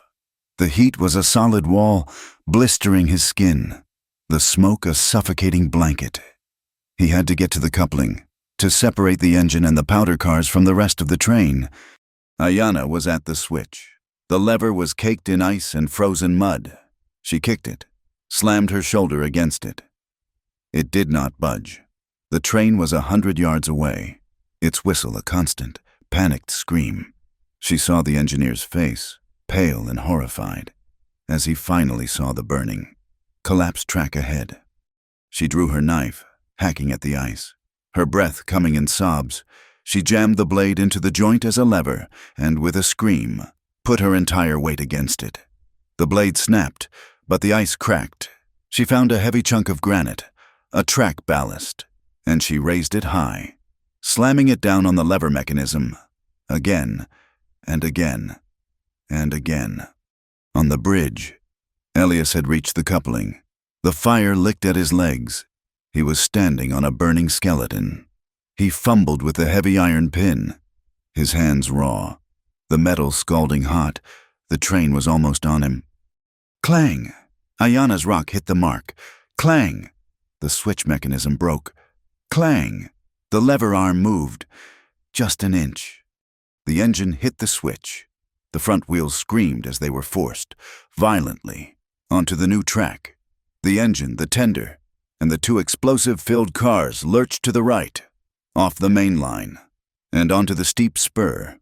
Elias saw it. He gave one last, desperate heave and pulled the pin. The coupling shrieked and separated. He dove, rolling off the bridge into a deep snowdrift, just as the rest of the train, the long line of flat cars and the single caboose, shot past, their momentum carrying them forward, disconnected from their engine. They flew over the burning section of the bridge, a dozen cars, their wheels thundering on the failing tracks. The last car, the caboose, cleared the gorge, and then, with a groan that sounded like a dying beast, the entire structure, the pride of the North and Union, the burning monument to Silas Crow's greed, gave way. Timbers, track, and fire collapsed into the canyon in a roaring, steaming avalanche. Ayanna, her hands bleeding, watched as the engine and the powder cars, their momentum lost to the steep grade of the spur, came to a safe, harmless stop. Silence. The great roaring fire was gone, replaced by the hiss of snow on hot metal and the groans of the dying train. Elias pulled himself from the snowdrift, his clothes smoking. He was alive. Ayanna was alive. The men on the train, the workers in the caboose who now stumbled out, their faces white with shock, were alive. He looked across the gorge. The bridge was gone. The canyon was safe. He turned, and he saw his father. Silas Crow stood alone. His greatcoat was singed. His face was not angry. It was empty. He was looking at the gorge, at the ruin of his bridge, the end of his line. The loss of his entire investment, his son, his one failed heir, had beaten him. He was a ruined man. He looked up. and his dead eyes found Elias. A new emotion, a cold, terrible rage, filled the void. "You," Silas whispered, his voice a venomous hiss. You have ruined me. You have ruined everything." He pulled the pistol from his coat, the one he had threatened Elias with. He raised it, his hand, for the first time, shaking. "If I am ruined, you will not live to see it." He aimed the gun at Elias. "No!" Ayanna yelled, and she ran, placing her own body between Silas and Elias. But she was not the only one. A small, soot-covered figure burst from the chaos of the burning workers' tents. It was Marie, the child, having found Nyan and been hidden by him, had seen the final confrontation. She ran, her small legs pumping, and she did not run to Elias, the man who had pulled her from the fire. She ran and stood directly in front of Ayanna, her small arms spread wide, her face a mask of tiny, terrified defiance. She was protecting the woman who had protected her brother. Silas Crow froze. His finger was on the trigger. He was staring down the barrel of his gun at his son, at a Cheyenne warrior, and at a small, 8-year-old child. He looked at Marie's face. He looked at the smoking ruin of his bridge. He saw the faces of the workers, now silent, watching him. He saw the journalist, Hedges, his phonograph safe, its brass horn aimed right at him. He saw Sheriff Brody on his knees, sobbing. The pistol wavered, the rage, the power, the entire massive weight of his life. It just broke. He could not do it. He could not shoot a child. He could not shoot his son. He was, in the end, just a man, and he had lost. The gun fell from his hand. It landed silently in the snow. Silas Crow, the Baron of the Northern Union, slumped, an old, defeated man, his greatcoat suddenly too large for him. The snow, which had held its breath, began to fall again. Heavy, clean, white flakes that drifted down on the black, smoking ruin. The flakes hissed as they hit the hot metal, a sound like the earth itself breathing a long, slow sigh of relief. The workers from the caboose walked back toward the scene. They were rough men, railroaders, but they were not killers. They saw Silas, broken. They saw the weeping sheriff. They saw the phonograph. Hedges, his face grim, stepped forward and pointed the horn at Brody. "Now, Sheriff," he said, his voice carrying in the sudden quiet. "Tell these men what you told me. Tell them what you were paid for." And Brody, broken, began to confess. He told them about the bribe. He told them about the lesson. He told them about the fire, the kidnapping, the workers, their faces hardening, took off their hats. They looked at their boss, Silas, not with fear, but with contempt. Then they looked at Elias and Ayanna. In the midst of the smoking ruin, Ayanna and Elias found themselves alone for a moment, near the edge of the canyon. The earth was torn, bleeding. Elias looked at his rifle, still slung on his back. Ayanna looked at her bow, silently. As one, they walked to a patch of clean, undisturbed earth near the cliff edge. Elias took his rifle and pushed the barrel deep into the soft soil. Ayanna unstrung her bow and laid it beside the rifle. They would not be buried, but they would be still. "No more," Elias whispered, his voice thick with smoke and exhaustion. "Not to open the blood of the earth." Ayanna put her hand on the stock of the rifle. Next to his, a promise. The sun was finally rising, a bruised red-orange light that painted the high cliffs of the canyon. They were breathing. They were alive. They were free. But Silas Crow was still breathing. The law was still a long way from here. They did not speak. They were too tired. They lay back, side by side, in the clean, new-fallen snow. And for the first time in what felt like a lifetime, they just watched the sky. The silence that followed the collapse of the bridge was heavier than the snow. It was the sound of a future averted, a history changed. They lay in the snow, Elias and Ayanna, side by side, the smoke and steam rising from the gorge like a funeral pyre. The world came back into focus slowly. The first was the sound of coughing. The railroad workers from the caboose, their faces white with shock, staring at the abyss where their track used to be. Then came the sound of weeping. Sheriff Brody, on his knees, was a broken, blubbering wreck. Silas Crow did not move. He stood, a statue of a ruined man, staring at nothing. His men, the Pinkertons who had not fled with Malcolm Dyer, looked at their boss, then at the workers, then at the journalist, Hedges, who was calmly resetting the wax cylinder on his phonograph. The fight was gone. There was no one left to give orders. "Mr. Hedges," Elias said, his voice a raw rasp, pulling himself to his feet. "You have your witness." Hedges nodded, his face grim. He pointed the brass horn at the sobbing sheriff. "Sheriff Brody, for the record, tell me again about the fire at the Métis camp." And Brody, in a torrent of self-preservation and terror, confessed everything. He spoke of the money, the meetings with Malcolm Dyer, the plan to teach a lesson, the kidnapping of Nyan. The railroad workers listened, their faces hard. They were rough men, but they were not party to this. It took 2 days for the law to arrive, not the local law, which was in chains, but a federal judge, a hard-bitten man named Harrison, who rode in from Cheyenne with a detachment of marshals. He had been summoned by Hedges, who had sent a rider with an urgent wire 2 days before. The trial was not held in a courtroom. It was held in the open air, at the mouth of the ravaged canyon, under the cold, clear eye of the Absaroka sky. It was a traveling court, a frontier court, and it moved with a grim efficiency. The evidence was absolute. There was the North and Union ledger, its pages of bribery clear.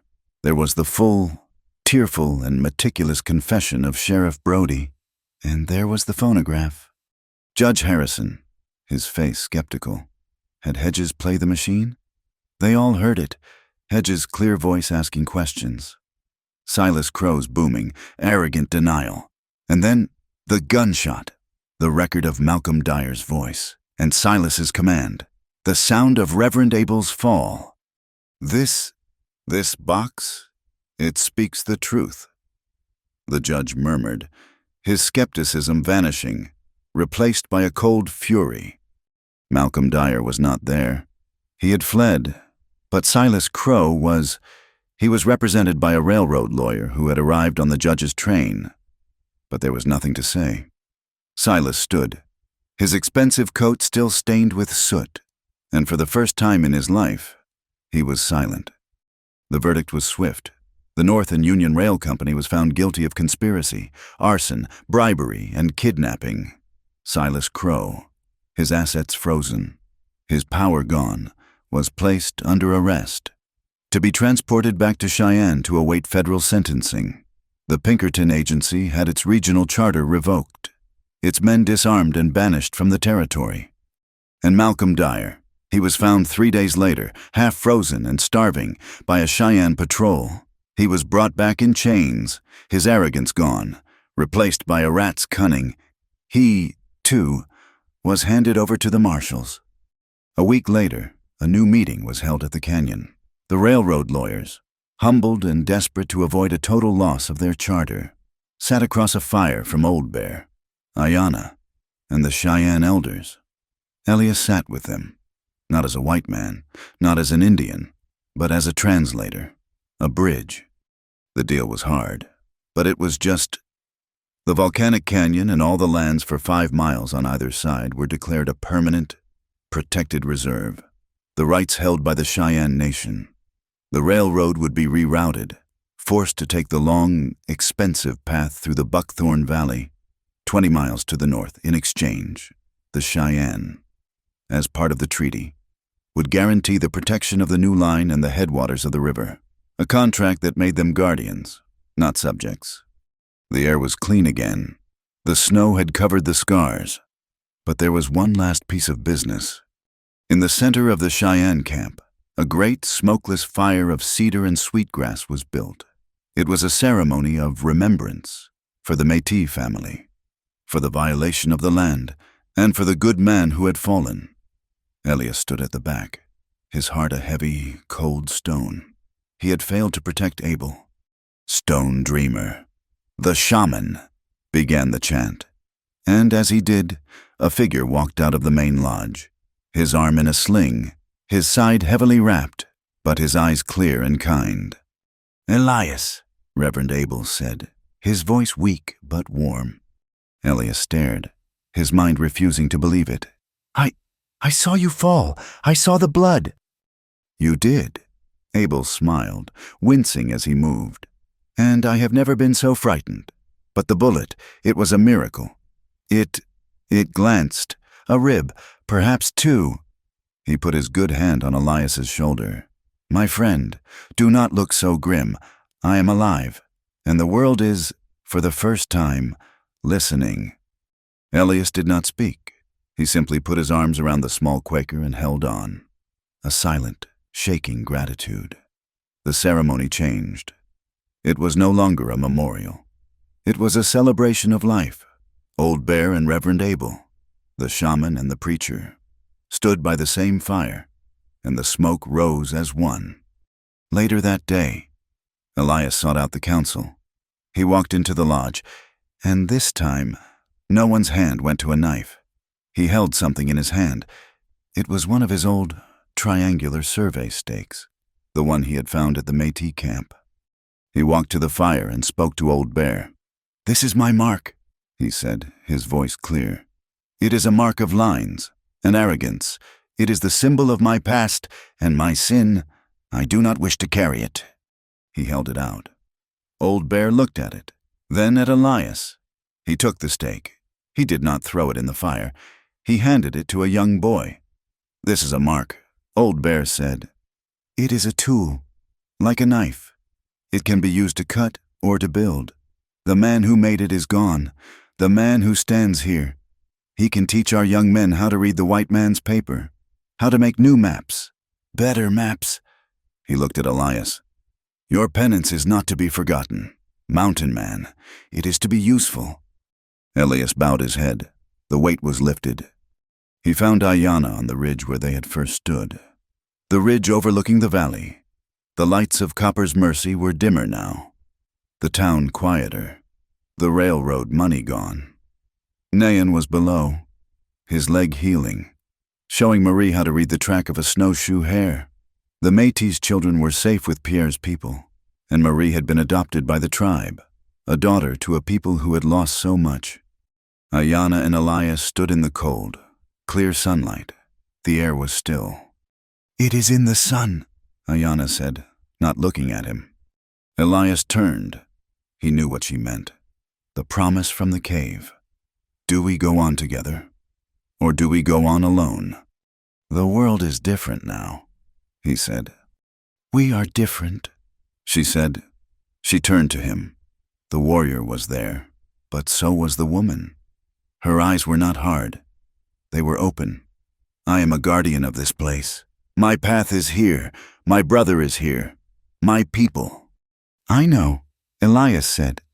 "Your guilt is gone," she said. "Your past is paid for. You are free. You can go back to your cabin. You can go anywhere." He looked at her. He saw her face, the one he had held in the dark of the cave, the one that had been his anchor in the fire. He saw the strength that had saved him, and the mercy that had spared Malcolm. "My cabin is just a box of wood," he said, his voice quiet. "And I find I do not like being alone anymore. It is too cold." Ayanna allowed a small, slow smile. "It is a hard land, for one." "Ayanna," he said, taking her hand, her calloused, strong hand. "I am not asking for forever. I am not asking for a promise. I am asking for this season. Let us see what the spring brings." She did not pull her hand away. She laced her fingers through his.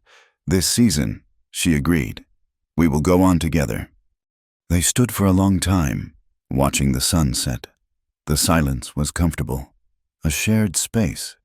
It was broken by a rider, a young man from the town, carrying a letter bag. "Mr. Crow Misses Redbird," he called.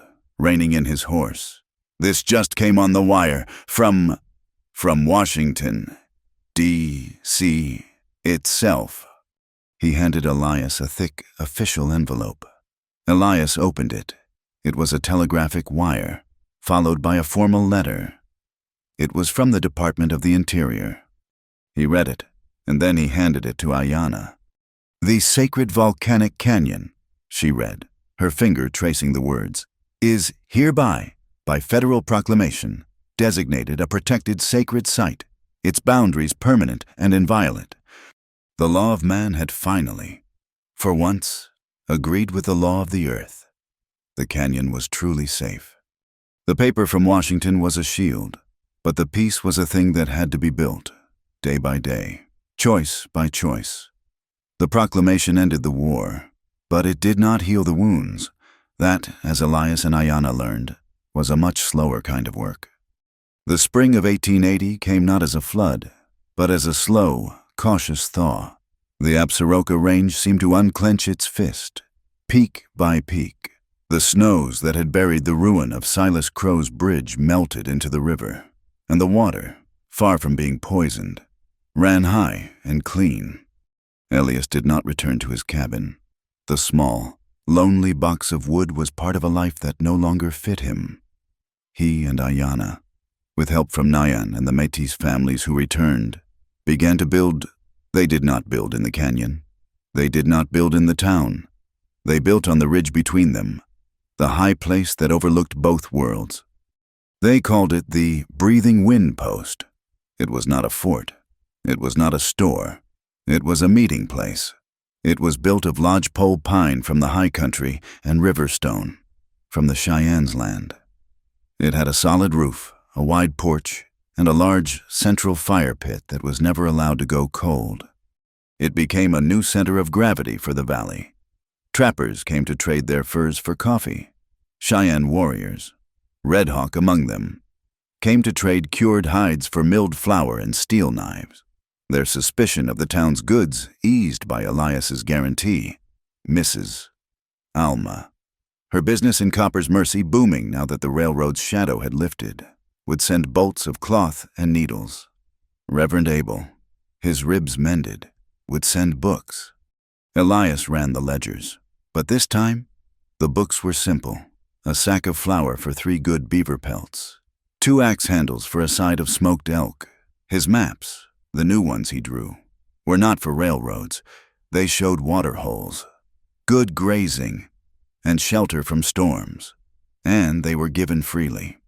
Ayanna was its heart. She was the one who knew which herbs would cure a fever, which roots would calm a colicky baby. She was the one who could read the tension in a visitor's shoulders and know if he came for trade or for trouble. She was still a guardian of the canyon, but she had learned that to guard a place, you also had to guard the paths that led to it. They did not marry, not in the white man's way, with a preacher and a book, not in the Cheyenne way. With a gift of horses they did not have. They had their own ceremony. One season after the post was built, when the last of the winter's snow had melted and the first purple lupine carpeted the valley. It was just the 2 of them. They stood on the ridge, the one where they had made their choice in the sun. They built a small, clean fire. There was no white dress, no suit. He wore the buckskins he had worn his whole life. She wore a simple hide dress, her hair unbound. Elias held out his hand. He did not have a ring. He had a length of thick leather, tanned by his own hands. On it, he had carved a single winding line. "The river," he said, "and the ridge, the path I walked to find you." Ayanna took it. Her own gift was a matching length of leather. Her carving was simpler, more profound. A single mountain, its peak touching a circle of cloud. "The earth that holds us," she said, "and the sky that watches, the land we chose." They did not exchange rings. They tied the thongs to each other's wrists. They were not chains. They were reminders. They held hands, the 2 pieces of leather resting side by side, and they stood before the fire in the sky, and it was done. The vow was sealed. Later that night, as they sat on the porch of the post, the valley spread out below them. He heard her sigh. "What is it?" he asked. "This is good," she said, her voice quiet. "But it is not simple. The world, it is still coming. The railroad is still coming. But it is coming the right way," Elias said, "the long way, around the valley. If one day," she said, turning to him, her face serious in the moonlight, "the earth calls me. If there is a new threat, if the canyon is in danger, my path will go there. I will not be a wife who stays by the fire." Elias took her hand, the leather thong soft against his skin. "I know," he said, "and if one day the earth calls you, I will pack the provisions and I will bring the horses, and I will ride with you." He paused, then smiled. "And if the town needs me, if the books are wrong, or if some new fool tries to cheat the Métis." Ayanna smiled back, a rare, full smile that lit up her face. "Then you will go, and I," she said, "will wait for you on the ridge, and I will keep the fire warm." The valley learned with them. The wounds were deep. The memory of the fire, of the bridge, was a scar on the land and the people. But it was healing. One day, a group came up from Copper's Mercy. They were miners and storekeepers, and they were led by Reverend Abel. They were carrying a long, new plank of pine. With them were Nyan, now a tall, confident young man, and Marie, who was growing fast, her eyes bright with the twin knowledge of Cheyenne tracking and white man's letters. We wanted to make a contribution," a miner said, shuffling his feet. They planted the sign at the trail that led from the town up to the canyon's new federal boundary.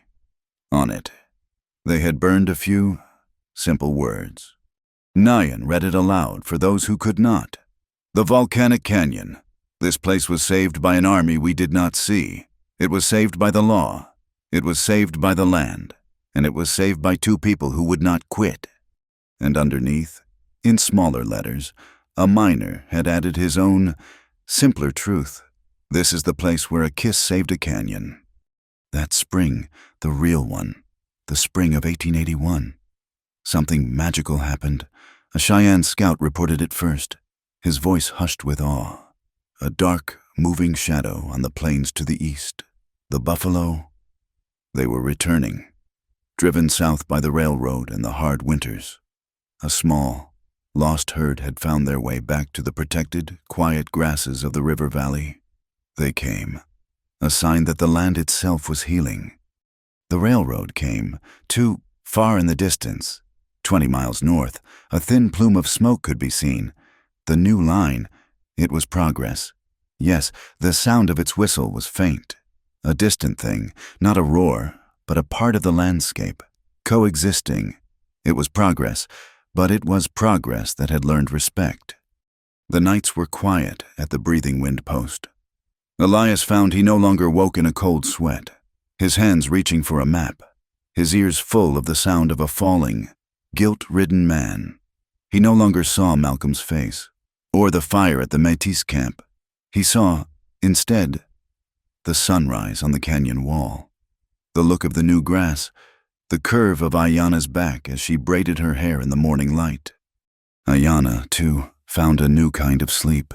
She had been a warrior, sleeping with one eye open, her hand on a knife. Now, she slept deep.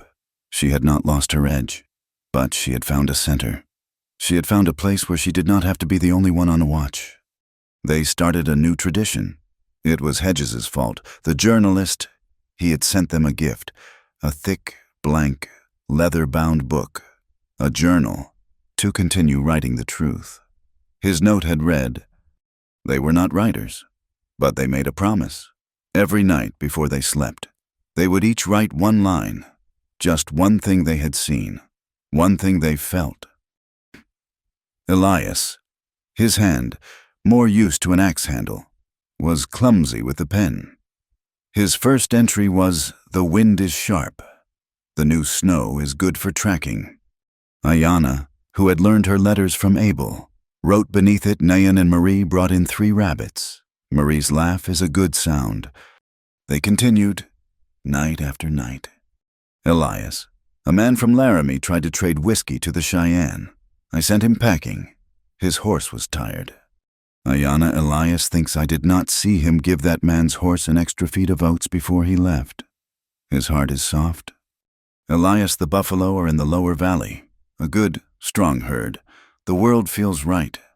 Ayanna, I told Elias my mother's story of the stars. He listened. He really listened. The journal filled, one line at a time. A map of their new, shared life. One evening, they were not at the post.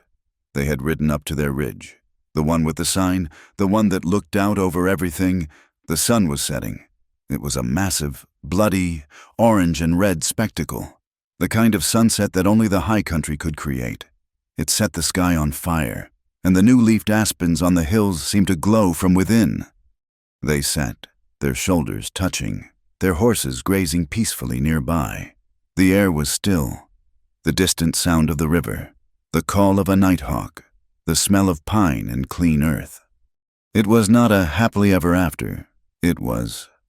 Just after, they were two people, scarred by their pasts, who had found a way to build a future, not just for themselves, but for the land that held them. The earth was quiet. Their hearts were warm. Elias looked at Ayanna, her profile etched against the impossible. Brilliant sky. He took her hand, the leather thong on his wrist warm from her skin. "The road is long," Ayanna whispered, as if reading his thoughts. Elias squeezed her hand. "I know," he said. "But today, we chose each other, and we chose this land."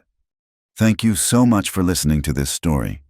I would love to know where in the world you are listening from, so please, drop a comment below and let's share our thoughts. If you enjoyed this tale, I would be honored if you would subscribe to my channel, Wild West Tales. Please like this video, and if you can, hit that hype button. It helps more than you know, and it ensures these stories can be heard by many more people. Thank you again.